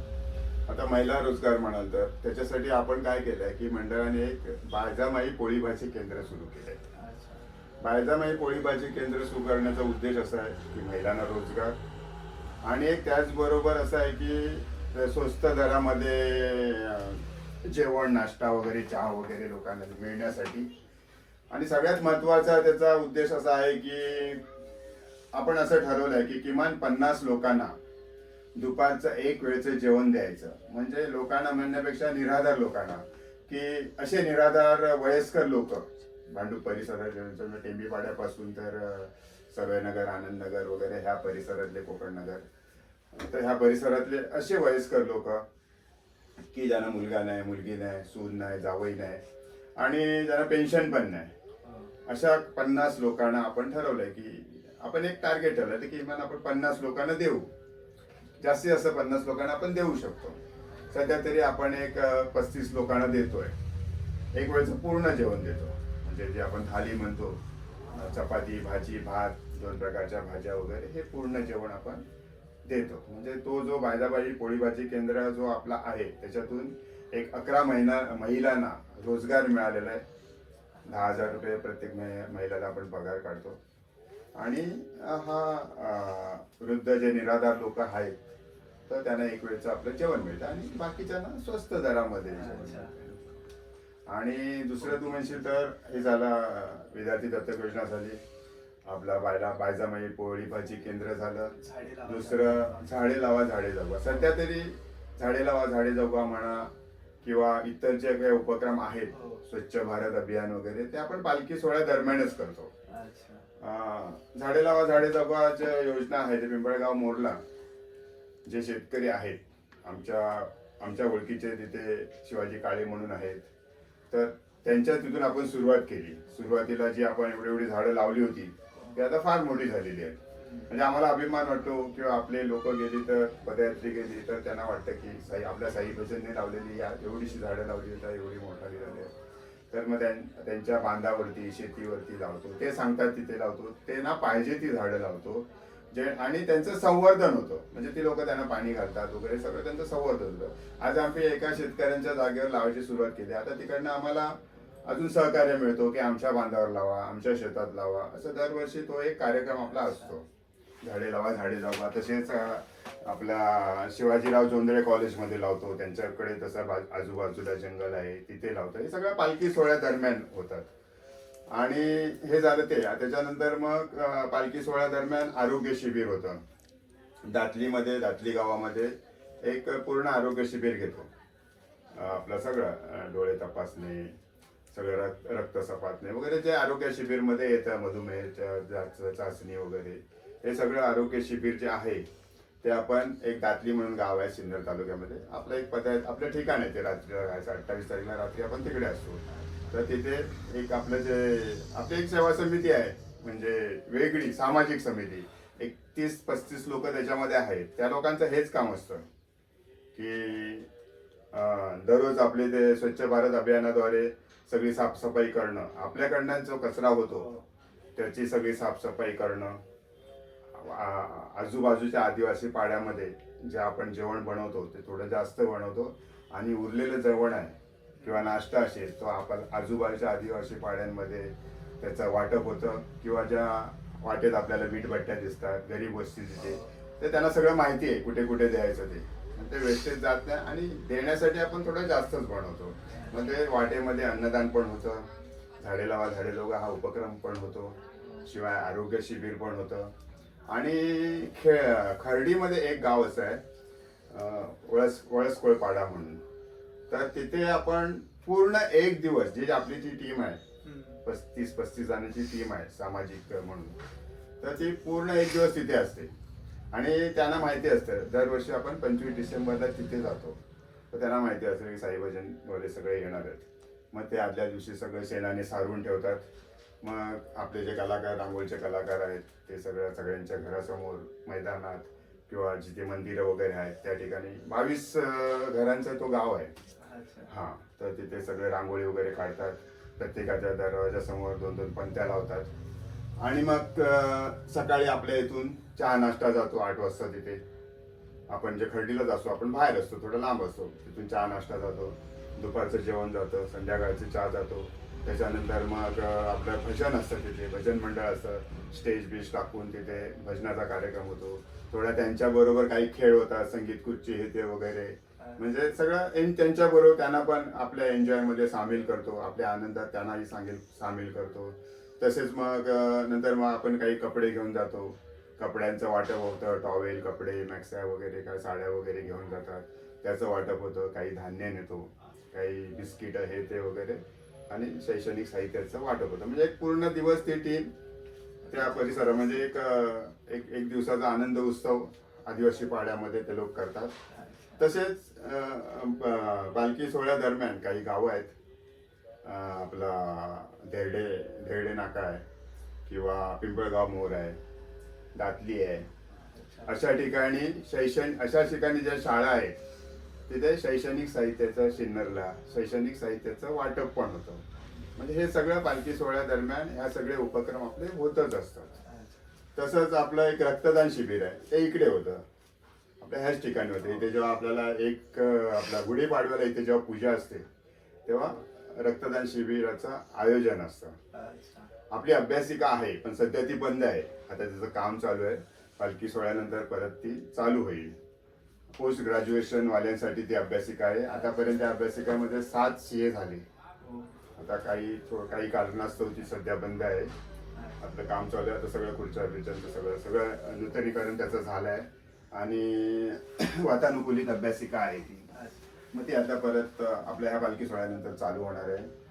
तसंच आपण भांडूपशांसाठी एक 2015-2016ला आपण एक आरोग्य केंद्र पण सुरुवात केली होती. पण त्याच्यामध्ये कसं आहे की काही लोकांचा असा विश्वास असतो की स्वस्त आहे तर मग ते बरोबर नसणार, कारण ते आरोग्य विषयक आहे.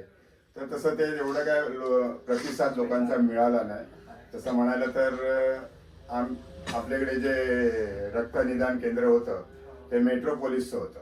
म्हणजे आपल्या ज्या सगळ्या ज्या ब्लडचं कनेक्शन होतं ते चेक करायला मेट्रोपोलिसला जायचं.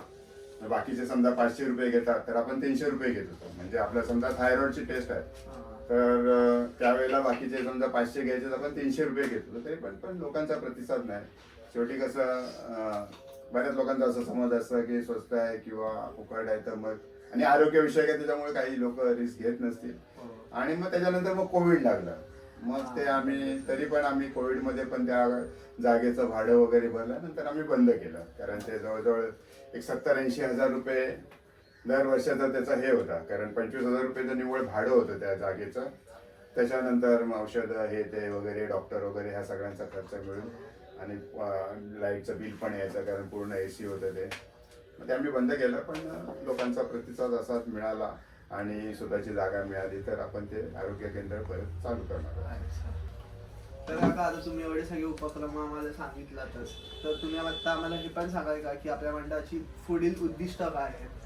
पुढील उद्दिष्ट करायची तर बरीच आहेत, पण त्याहीपेक्षा मला तर असं वाटतं की मला म्हणजे मंडळाला असं वाटतं की जे आहेत उपक्रम आपले त्याचा विस्तार कसा करता येईल. म्हणजे आपली विद्यार्थी दत्तक योजना आहे, हे आपण 1ली ते 10वी पर्यंतच आहे, मग ते आपण 12वी पर्यंत कशी नेऊ शकतो किंवा 15वी पर्यंत कशी नेऊ शकतो, किंवा आपला जो आता एरिया आहे आपला खिंडीपाड्यापासून ते पवईपर्यंत विक्रोळीपर्यंत आहे, तो आपण घाटकोपरपर्यंत कसा नेऊ शकतो, किंवा या साईडला मुलींपर्यंत कसा नेऊ शकतो, म्हणजे त्याचा विस्तार आपण कसा वाढवू शकतो दत्तक योजनेचा. तसंच आपली झाडे लावा झाडे जगवा ही योजना आहे, ती आता फक्त आपली पालखी सोहळ्यापर्यंतच ती मर्यादित आहे, बरोबर ना. त्याच्यावर आपण म्हणजे आपण आता प्रत्येक आपले सभासद आहेत, तर दरवर्षी एकाच्या गावात गेलो, त्यांच्या जागेमध्ये आपण ती झाडं लावली आणि त्यांच्या तिकडे राहणाऱ्या माणसाने त्याचं संवर्धन केलं, पाणी घातलं, तर ती एक झाडे लावा झाडे जगवा ही योजना विस्तारित करायची आहे. आणि पाण्यावरती काम करायचं आहे. म्हणजे आता बऱ्याच ठिकाणी पाण्याची उपलब्धता कमीत आहे, पाऊस पडतो पण आपण तर पाणी जिरलं जात नाही, पाणी अडवलं पाहिजे, पाणी जिरवलं पाहिजे. रेन हार्वेस्टिंग हा जो प्रकार आहे की जो पावसाचं पाणी पडतं त्याचा उपयोग कसा करता येईल, ते कुठे साठवता येईल, ते कुठे जिरवता येईल, ते कुठे मिळवता येईल, तसेच अशा ज्या गोष्टी पाण्याबद्दल आहे पाण्यावरती काम करायचं आहे. आणि दुसरं म्हणजे बाकी म्हणजे आपल्याला एक मनस्वास्थ्यासाठी एक चांगल्या प्रकारचं एक योग केंद्र चालू करायचं आहे, जे प्रशस्त असेल आणि वातानुकूलित असेल असं योग केंद्र आपल्याला चालू करायचं आहे. तसंच एक डायलिसिस सेंटर चालू करायचं आहे आणि नेत्रदान आणि अवयवदानावरती काम करायचं आहे, हे उद्दिष्ट आहे.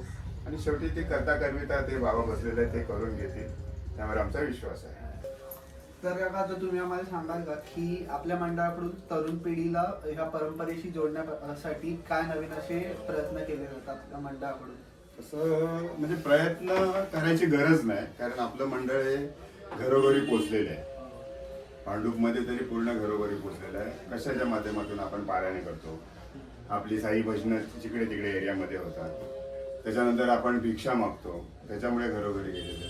आणि जेव्हा इकडचे नागरिक रहिवासी आपल्याला निरोप द्यायला येतात पहिल्या दिवशी 23 तारीखला ठाण्यापर्यंत, मग त्याच्यामध्ये कसं असतं, जी आता पुढे तरुण होणारी आहेत ती मुलाच असतात त्याच्यामध्ये. मग तेव्हापासून त्यांना ते आकर्षण असतं साई पालखीचं, साई मंडळाचं, साई भजनाचं, साई पदयात्रेचं, म्हणजे बालवयापासून त्यांना आकर्षण असतं.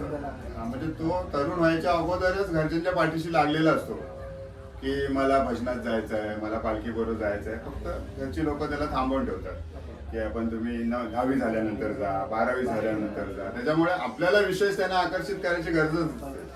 तेच उतावळी झालेले असतात की मी कधी एकदा मोठा होतो, कधी 10वीला जातो, कधी 12वीला जातो आणि कधी एकदा पदयात्री म्हणून होतो. काका आता तुम्ही आम्हाला सांगाल का की जे आपले सध्या उपक्रम चालू आहेत, सामाजिक उपक्रम, त्याबद्दल तुम्ही काय सांगाल? आपल्या सामाजिक उपक्रमामध्ये आपला जो सगळ्यात मोठा आणि महत्वाचा जो उपक्रम आहे तो विद्यार्थी दत्तक योजनेचा आहे. विद्यार्थी दत्तक योजना ही आम्ही 2002 पासून चालू केली. तर ती योजना अशी आहे की ज्या मुलाचे, ज्या मुलीचे किंवा ज्या पाल्याचे वडील हयात नाहीये आणि आता त्याचं जो कोण संगोपन करतोय, काका, मामा, आई, आजोबा जो कोण असेल तो, तर स्वतःचा उदरनिर्वाह कसा बसा करून त्याचं शिक्षण करतोय. म्हणजे थोडक्यात सांगायचं म्हणजे महिन्याला 5-6 हजार रुपये कमवतोय. शक्यतो त्यांच्या सगळ्या विधवा आई आहेत, 99% ह्या विधवा आई आहेत, कोणाचा मामा, कोणाची आजी वगैरे. तर त्या ज्या सगळ्या महिला आहेत त्या साधारण पोळी भाजी केंद्रात काम करतात, म्हणा मुलतडीचं काम करतात, धुनी भांडीचं काम करतात आणि 5-6 हजार कमवतात आणि कसा बसा स्वतःचा उदरनिर्वाह करतात. त्याचं शैक्षणिक शिक्षणाचा खर्च करण्या एवढं त्यांच्याकडे पैसा नसतो. तर मग अशा लोकांना आपण शैक्षणिकरित्या दत्तक घेतो.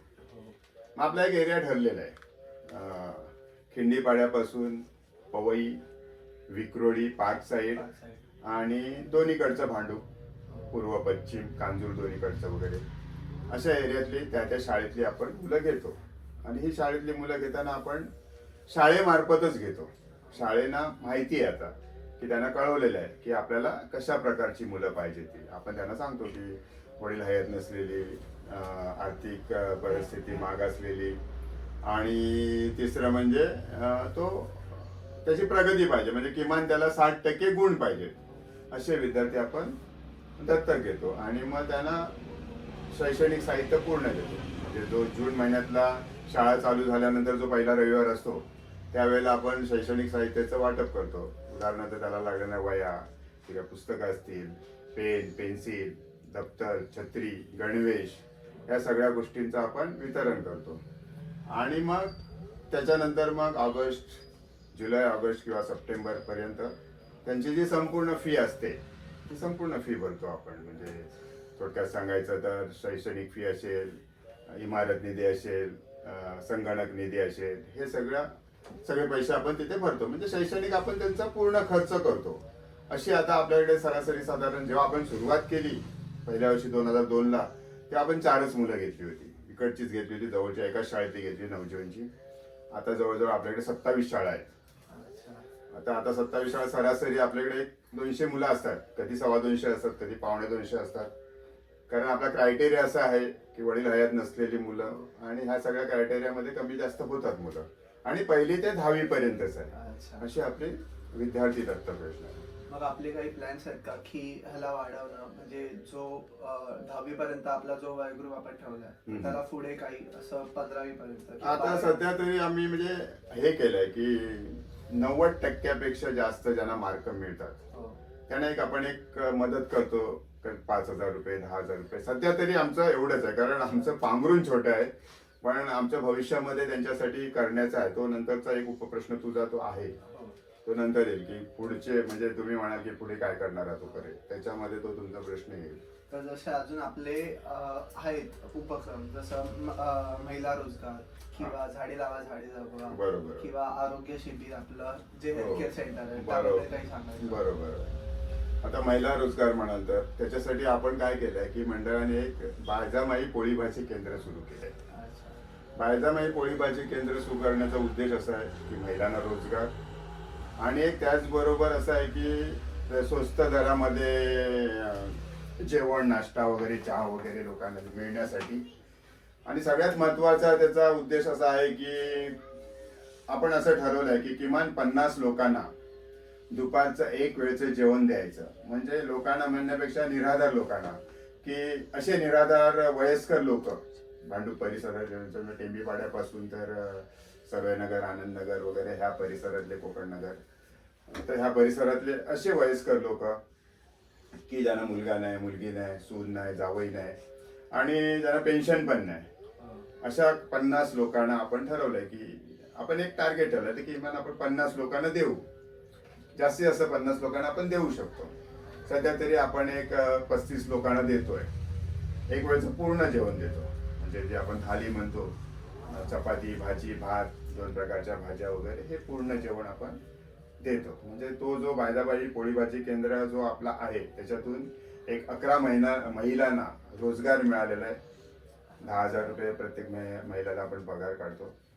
आणि हा वृद्ध जे निराधार लोक आहेत तर त्यांना एक वेळचं आपलं जेवण मिळतं, आणि बाकीच्यांना स्वस्त दरामध्ये जेवण मिळतं. आणि दुसरं तू म्हणशील तर हे झाला विद्यार्थी दत्तक योजना झाली, आपला बायजामाई पोळी भाजी केंद्र झालं. दुसरं झाडे लावा झाडे जगवा. सध्या तरी झाडे लावा झाडे जगवा म्हणा, किंवा इतर जे काही उपक्रम आहेत, स्वच्छ भारत अभियान वगैरे, ते आपण पालखी सोहळ्या दरम्यानच करतो. झाडे लावा झाडे जगवाच्या योजना आहेत पिंपळगाव मोरला जे शेतकरी आहेत आमच्या ओळखीचे, तिथे शिवाजी काळे म्हणून आहेत, तर त्यांच्या तिथून आपण सुरुवात केली. सुरुवातीला जी आपण एवढी झाडं लावली होती ती आता फार मोठी झालेली आहेत. म्हणजे आम्हाला अभिमान वाटतो किंवा आपले लोक गेली तर, पदयात्री गेली तर त्यांना वाटतं की आपल्या साई भजनने लावलेली एवढीशी झाडं लावली तर एवढी मोठाली झाली. तर मग त्यांच्या बांधावरती, शेतीवरती लावतो, ते सांगतात तिथे लावतो, ते ना पाहिजे ती झाडं लावतो, आणि त्यांचं संवर्धन होतं. म्हणजे ती लोक त्यांना पाणी घालतात वगैरे, सगळं त्यांचं संवर्धन होतं. आज आम्ही एका शेतकऱ्यांच्या जागेवर लावायची सुरुवात केली. आता तिकडनं आम्हाला अजून सहकार्य मिळतो की आमच्या बांधावर लावा, आमच्या शेतात लावा, असं दरवर्षी तो एक कार्यक्रम आपला असतो. झाडे लावा झाडे जगवा. तसेच आपला शिवाजीराव जोंधळे कॉलेजमध्ये लावतो, त्यांच्याकडे तसं आजूबाजूला जंगल आहे तिथे लावतो. हे सगळं पालखी सोहळ्या दरम्यान होतात. आणि हे झालं ते. त्याच्यानंतर मग पालखी सोहळ्या दरम्यान आरोग्य शिबिर होतं दातली गावामध्ये. एक पूर्ण आरोग्य शिबिर घेतो. आपलं सगळं डोळे तपासणे, सगळं रक्त तपासणे वगैरे जे आरोग्य शिबिरमध्ये येतं, मधुमेहाच्या चाचणी वगैरे, हे सगळं आरोग्य शिबिर जे आहे ते आपण एक दातली म्हणून गाव आहे सिन्नर तालुक्यामध्ये. आपलं एक आपलं ठिकाण आहे ते. रात्री 28 तारीखला रात्री आपण तिकडे असतो. तर तिथे एक आपली एक सेवा समिती आहे, म्हणजे वेगळी सामाजिक समिती. एक 30-35 लोक त्याच्यामध्ये आहेत. त्या लोकांचं हेच काम असतं की दररोज आपले ते स्वच्छ भारत अभियानाद्वारे सगळी साफसफाई करणं, आपल्याकडनं जो कचरा होतो त्याची सगळी साफसफाई करणं, आजूबाजूच्या आदिवासी पाड्यामध्ये जे आपण जेवण बनवतो ते थोडं जास्त बनवतो आणि उरलेलं जेवण आहे किंवा नाश्ता असेल तो आपण आजूबाजूच्या आदिवासी पाड्यांमध्ये त्याचं वाटप होतं. किंवा ज्या वाटेत आपल्याला वीटभट्ट्या दिसतात, गरीब वस्ती तिथे, ते त्यांना सगळं माहिती आहे कुठे कुठे द्यायचं ते वेस्टेज जात नाही. आणि देण्यासाठी आपण थोडं जास्तच बनवतो. मग ते वाटेमध्ये अन्नदान पण होतं, झाडे लावा झाडे जगवा हा उपक्रम पण होतो, शिवाय आरोग्य शिबिर पण होतं. आणि खर्डीमध्ये एक गाव असं आहे वळसकोळपाडा म्हणून. तर तिथे आपण पूर्ण एक दिवस, जी आपली जी टीम आहे 35 जणांची टीम आहे सामाजिक म्हणून, तर ती पूर्ण एक दिवस तिथे असते. आणि त्यांना माहिती असतं दरवर्षी आपण 25 डिसेंबरला तिथे जातो. तर त्यांना माहिती असतं की साईभजन वगैरे सगळे येणार आहेत. मग ते आदल्या दिवशी सगळं शेणाने सारून ठेवतात. मग आपले जे कलाकार, रांगोळीचे कलाकार आहेत ते सगळ्यांच्या घरासमोर मैदानात किंवा जिथे मंदिरं वगैरे आहेत त्या ठिकाणी 22 घरांचा तो गाव आहे. हां, तर तिथे सगळे रांगोळी वगैरे काढतात. प्रत्येकाच्या दरवाजासमोर 2-2 पंत्या लावतात. आणि मग सकाळी आपल्या इथून चहा नाश्ता जातो 8 वाजता. तिथे आपण जे खर्डीलाच असतो, आपण बाहेर असतो, थोडं लांब असतो, तिथून चहा नाश्ता जातो, दुपारचं जेवण जातं, संध्याकाळचं चहा जातो. त्याच्यानंतर मग आपलं भजन असतं, तिथे भजन मंडळ असतं, स्टेज बीज टाकून तिथे भजनाचा कार्यक्रम होतो. थोडा त्यांच्याबरोबर काही खेळ होतात, संगीत खुर्ची हे ते वगैरे, म्हणजे सगळं त्यांच्याबरोबर त्यांना पण आपल्या एन्जॉयमध्ये सामील करतो, आपल्या आनंदात त्यांनाही सामील करतो. तसेच मग नंतर मग आपण काही कपडे घेऊन जातो, कपड्यांचं वाटप होतं, टॉवेल, कपडे, मॅक्स्या वगैरे, काही साड्या वगैरे घेऊन जातात, त्याचं वाटप होतं. काही धान्य नेतो, काही बिस्किटं हे ते वगैरे, आणि शैक्षणिक साहित्याचं वाटप होतं. म्हणजे एक पूर्ण दिवस ती टीम त्या परिसरात, म्हणजे एक दिवसाचा आनंद उत्सव आदिवासी पाड्यामध्ये ते लोक करतात. तसेच पालखी सोहळ्या दरम्यान काही गावं आहेत, आपला धेरडे नाका आहे किंवा पिंपळगाव मोर आहे, दातली आहे, अशा ठिकाणी ज्या शाळा आहेत तिथे शैक्षणिक साहित्याचं सिन्नरला शैक्षणिक साहित्याचं वाटप पण होतं. म्हणजे हे सगळं पालखी सोहळ्या दरम्यान ह्या सगळे उपक्रम आपले होतच असतात. तसंच आपलं एक रक्तदान शिबिर आहे, ते इकडे होतं, आपल्या ह्याच ठिकाणी होते. इथे जेव्हा आपल्याला आपला गुढीपाडव्याला इथे जेव्हा पूजा असते तेव्हा रक्तदान शिबिराचं आयोजन असतं. आपली अभ्यासिका आहे पण सध्या ती बंद आहे, आता त्याचं काम चालू आहे. पालखी सोहळ्यानंतर परत ती चालू होईल. पोस्ट ग्रॅज्युएशन वाल्यांसाठी ती अभ्यासिका आहे. आतापर्यंत त्या अभ्यासिकामध्ये 7 CA झाले. आता काही कारणास्तव ती सध्या बंद आहे. आपलं काम चालू आहे. आता सगळं खुर्च्या बिर्च्यांचं सगळं नूतनीकरण त्याचं झालं आहे आणि वातानुकूलित अभ्यासिका आहे ती.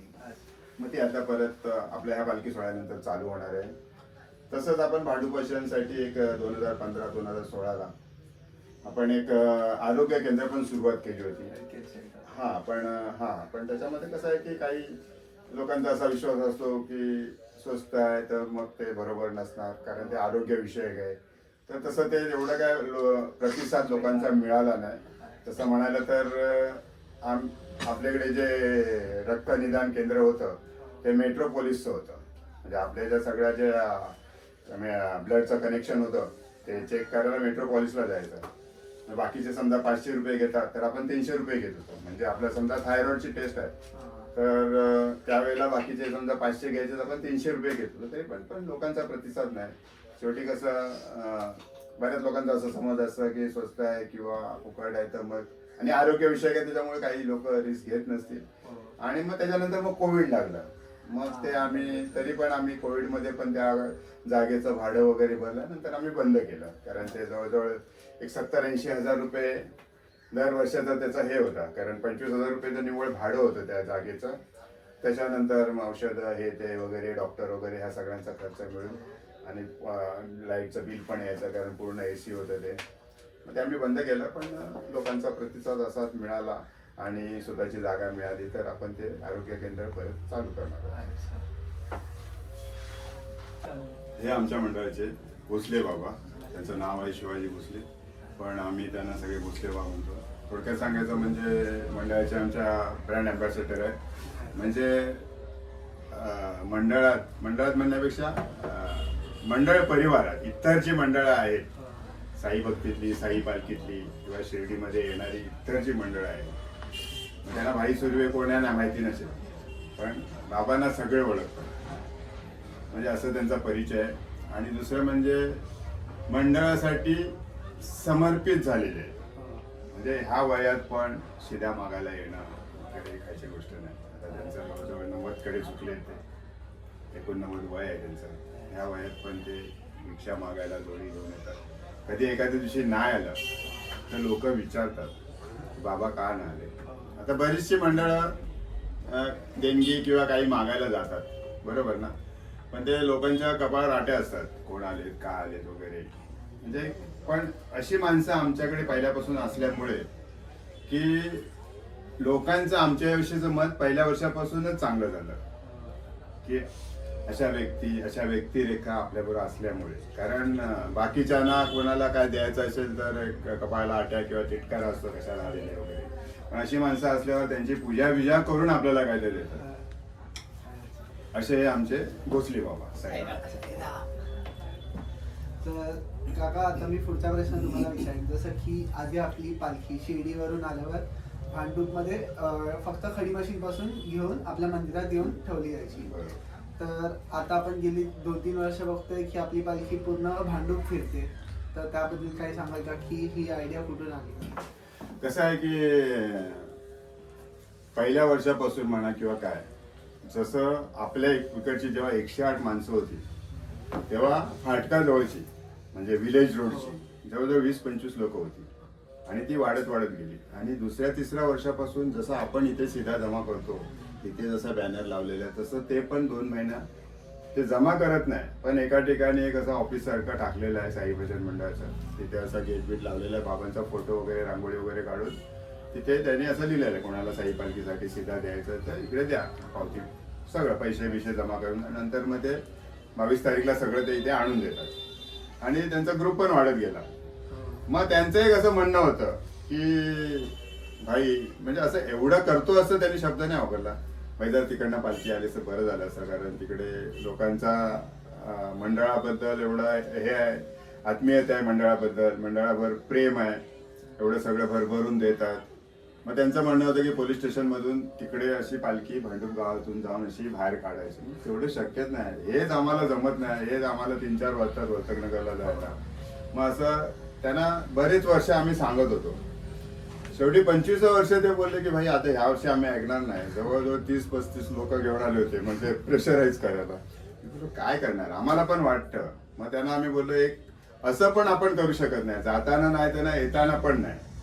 येताना एकदम संध्याकाळ झाली असं समजा, तर तिकडे गेलो आपण तर मग आधीच बोललो इथून उत्साहीच्या इथून इथे यायला 2-2.5 वाजतात. तर बोला अरे तिकडे गेलो तर अजून किती वाजतील. मग एक बाबांनीच पर्याय सुचवला असेल की नाही, मी बोललो त्यांना बघा एक पर्याय आहे, मग तुम्हाला पटलं तर बघा. आल्यानंतर भंडाऱ्यापर्यंत 1 दिवस तुम्ही न्याल का? 1 दिवस न्या, तुमच्याकडे ठेवा, तिथे भंडारा घाला, पारायण लावा वगैरे काय जे काय करायचं 1 दिवस. ते एकदम तयार झाले. आणि मग तिथून ती सुरुवात झाली. मग त्याने पहिल्या वर्षी फक्त त्यांनीच नेली होती. मग ह्यानी पण हट्ट केला आपला नाही पांडवपूर नाही, स्टेशन रोडवाला वगैरे 1-2 ठिकाणी गेली होती पहिल्या वर्षी, पण सुरुवात त्यांनी केली. मग तिकडे गेली तर मग असं झालं की लांबचे जे आहे म्हणजे जाताना पण जो एरिया मिळत नाही, कव्हर होत नाही, आणि येताना पण कव्हर होत नाही, मग त्यांना आम्ही मुभा दिली. पण जो फर्स्ट आहे तो पहिला येईल त्याला पहिला. आता यावर्षी पण काही मंडळ अजून आली नाहीत, जी गेल्या वर्षी ज्यांनी नेली होती त्यांनी अजून आले नाहीत. पण आता दिवस सगळे संपले. आपण गुरुवारची देत नाही, कारण गुरुवारी मंदिरामध्ये असते म्हणून लोक येतात, आणि आदल्या दिवशी देत नाही, शुक्रवारी, कारण ती सगळी पालखी सजवायची तयारी वगैरे मंडळाची करायची असते. असते. मग त्याच्यामुळे आता एक कसं झालं की ज्या एरियामध्ये पालखी जात नाही किंवा ज्या एरियामधून येत नाही, मग त्या लोकांना पण आणि मग त्याच्यामुळे सगळ्यांना त्या पालखीचा प्रसाद मिळतो, दर्शन होतं, ते लोक पारायण ठेवतात, मोठमोठ्या भजन लोकांची भजनं ठेवतात, म्हणजे एक आता एक वेगळी वातावरण निर्मिती झाली. आणि आता ती क्रेज झाली म्हणा किंवा एक पायंडाच पडला तो आता. मग त्याच्यामुळे पहिला आम्ही कसं पहिला शनिवार किंवा दुसरा शनिवार असं, पहिला शनिवारी 5 तारीखच्या जर आत नाही आला तर पहिल्या शनिवारी आम्ही भंडारा ठेवायचो, नाही तर मग दुसऱ्या शनिवारी. पण आता ही वस्तुस्थिती झाल्यामुळे आता एक फिक्सच झालं की भंडारा हा दुसऱ्या शनिवारी. अच्छा. तर मग आता आम्ही पुढील प्रश्नासाठी वळेल की जसं तुम्ही आम्हाला सांगाल का की आपल्या मंडळाकडून आतापर्यंत तर खूप असे उपक्रम राबवतातच आहेत. बरोबर. तर पुढील अशा काही वर्षात असे नवीन उपक्रम राबवले जाणार आहेत का? आता मंडळाची तर ध्येय आहेतच, म्हणजे अवयवदान आणि नेत्रदानावरती काम करायचं. आणि म्हणजे तशी सुरुवात झालेली आहे, म्हणजे एकेकाच्या मनात अशी बीज रोवली गेली आहे ह्या 2 गोष्टीवरती. आणि स्वतःचं एक योगा केंद्र असावं, सध्या गरज आहे ते. योग केंद्र म्हणजे चांगल्या स्थितीमध्ये, जे AC वगैरे वगैरे लावून व्यवस्थित असं योग केंद्र, मोठं प्रशस्त योग केंद्र. ही झाली म्हणजे मंडळाची, म्हणजे आपल्या प्रॉपर मंडळाची झाली. पण आता तुम्हाला की तुम्ही तर हे सगळं स्वतःसाठी करताय, पालखीवाल्यांसाठी काय, ते इतर जी पालखी मंडळ आहेत, बरोबर ना, तर त्या मंडळासाठी म्हणजे मुंबई तो म्हणजे ते आपल्या हातात नाही, पण सगळ्या पालखीवाल्यांना एकत्र करून म्हणजे गव्हर्नमेंटकडे, महाराष्ट्र गव्हर्नमेंटकडे किंवा स्थानिक तिकडच्या स्थानिक एरियामध्ये जे जे येतात त्यांच्याकडे 2-3 मागण्या करायच्या आहेत. एक म्हणजे जसं आता सिन्नर ते शिर्डी पदयात्रा मार्ग झालाय, तसा पदयात्रा मार्ग जेवढा वाढवता येईल तेवढा. आता सिन्नर ते तिकडे झालाय, तर अजून तो नाशिक मार्गे म्हणा किंवा आपला गोटी मार्गे करता आला तर ते एक आहे. आणि आता कसं झालंय की किती नाही आपण म्हटलं तरी, आपण किती जरी स्वच्छतेवरती काम केलं, स्वच्छ भारत अभियान केलं, तर काही गोष्टी ज्या अशा आहेत त्या आपल्या हातात नाही किंवा आपल्याला ते मिळत नाही.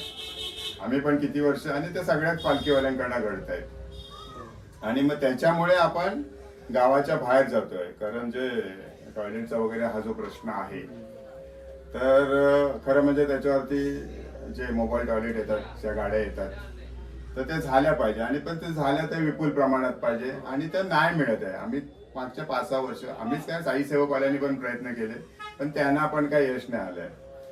मगाशी जे तुला सांगितलं की ते मंडळाचे आगामी उपक्रम झाले, म्हणजे ते फक्त स्वतःसाठी झाले, म्हणजे आपल्या मंडळाचे, की योगा केंद्र म्हणा किंवा डायलिसिस सेंटर म्हणा किंवा अवयवदान नेत्रदानवरती काम करणं, हे आपण फक्त मंडळात थ्रू करणार.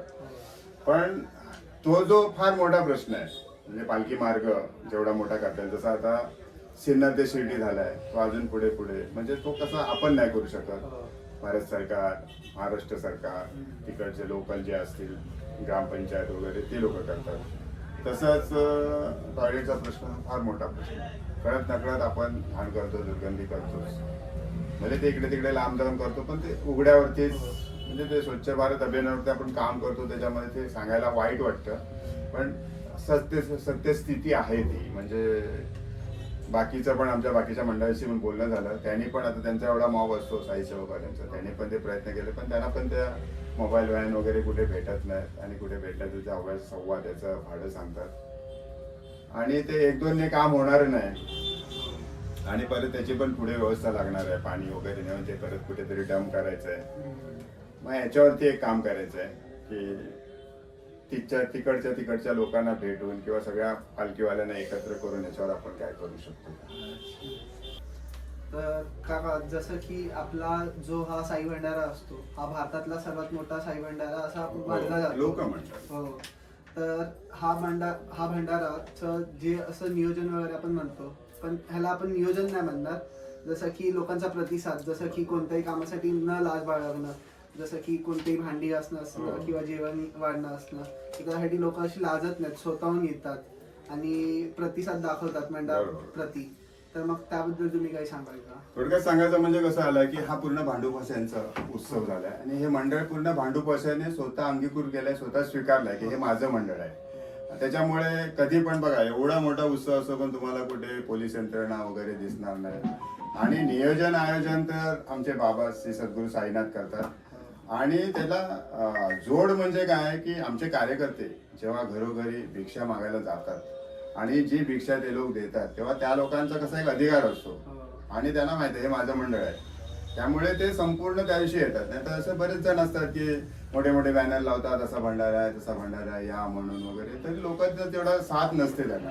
आता इथे कसं झालंय की प्रत्येकाला माहिती आहे माझ्या ह्याच्यामध्ये शेअर आहे, मी मुठभर का होईना पण धान्य दिलेलं आहे. त्या दिवशी ते घरी चूल बंद ठेवतात आणि इथे येतात आणि सीधा मागायला जेव्हा जातो तेव्हा आमच्या कार्यकर्त्यांचा त्यांच्याशी जो संवाद असतो तो पण महत्वाचा असतो. आमचे कार्यकर्ते त्यांना जे अप्रोच होतात त्यांच्याशी जे बोलतात प्रेमाने की काका ताई दादा तुम्ही या भंडाऱ्याला वगैरे, आणि त्यांना पण आपुलकी वाटतं. आणि त्या दिवशीचं जर तुम्ही म्हणाल भंडारच्या दिवशी म्हणजे असं एक वेळ मंडळ असेल की प्रत्येक तुम्ही छोट्या छोट्या मंडळात पण तुम्ही बघाल की जे कार्यकर्ते असते सगळा लेंगा बॅच बीज लावून असतात, तसं इथे कोण नसतं. इथे तुम्हाला कोण समजणार नाही, अध्यक्ष कोण आहे, सेक्रेटरी कोण आहे व कोणच समजणार आहे. आणि त्याच्यामुळे प्रत्येक जण इथे इन्व्हॉल्व होतो. कधी कधी तर असं होतं की गेटवरचा ताबा एखाद्या मंडळाने किंवा एखाद्या ग्रुपने घेतला असेल तर ते आमच्या कार्यकर्त्यांना पण सोडत नाहीत. मग सांगायला लागतं की बाबा सोड म्हणून, कारण काय सगळ्यांना ते ओळखत नाही. आणि आम्ही पण कधी कोणाला असं सांगत नाही तू इथे का करतोस इथे का करतो. आणि संपूर्ण भांडूपशाने ते स्वीकारलंय, संपूर्ण भांडूपशाने जबाबदारी घेतली की हे माझं मंडळ आहे. मंडळाला कुठे एवढ्या वर्षात कुठे गालबोट लागत नाही. ते सर्व नगरला तर असं असतं की हे सगळे 2 दिवस अगोदर सगळं तिथे धान्य वगैरे नेऊन ठेवतात. त्या दिवशी तर आम्ही तिथे कोण जात नाही. ते सगळे सर्व नगरची लोक त्या दिवशी रजा काढून घरी असतात आणि संपूर्ण सहकार्य असतात.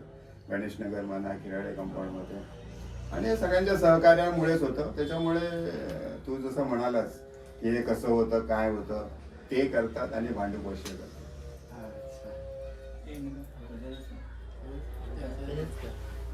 काका मी तुम्हाला धन्यवाद बोलेन की तुम्ही तुमचा वेळात वेळ काढला. पार्टीला एवढा कमी वेळ असून पण तुम्ही वेळात वेळ काढून आपल्याला हा पॉडकास्ट घेण्यासाठी तुमचा वेळ दिला, तर धन्यवाद म्हणेन.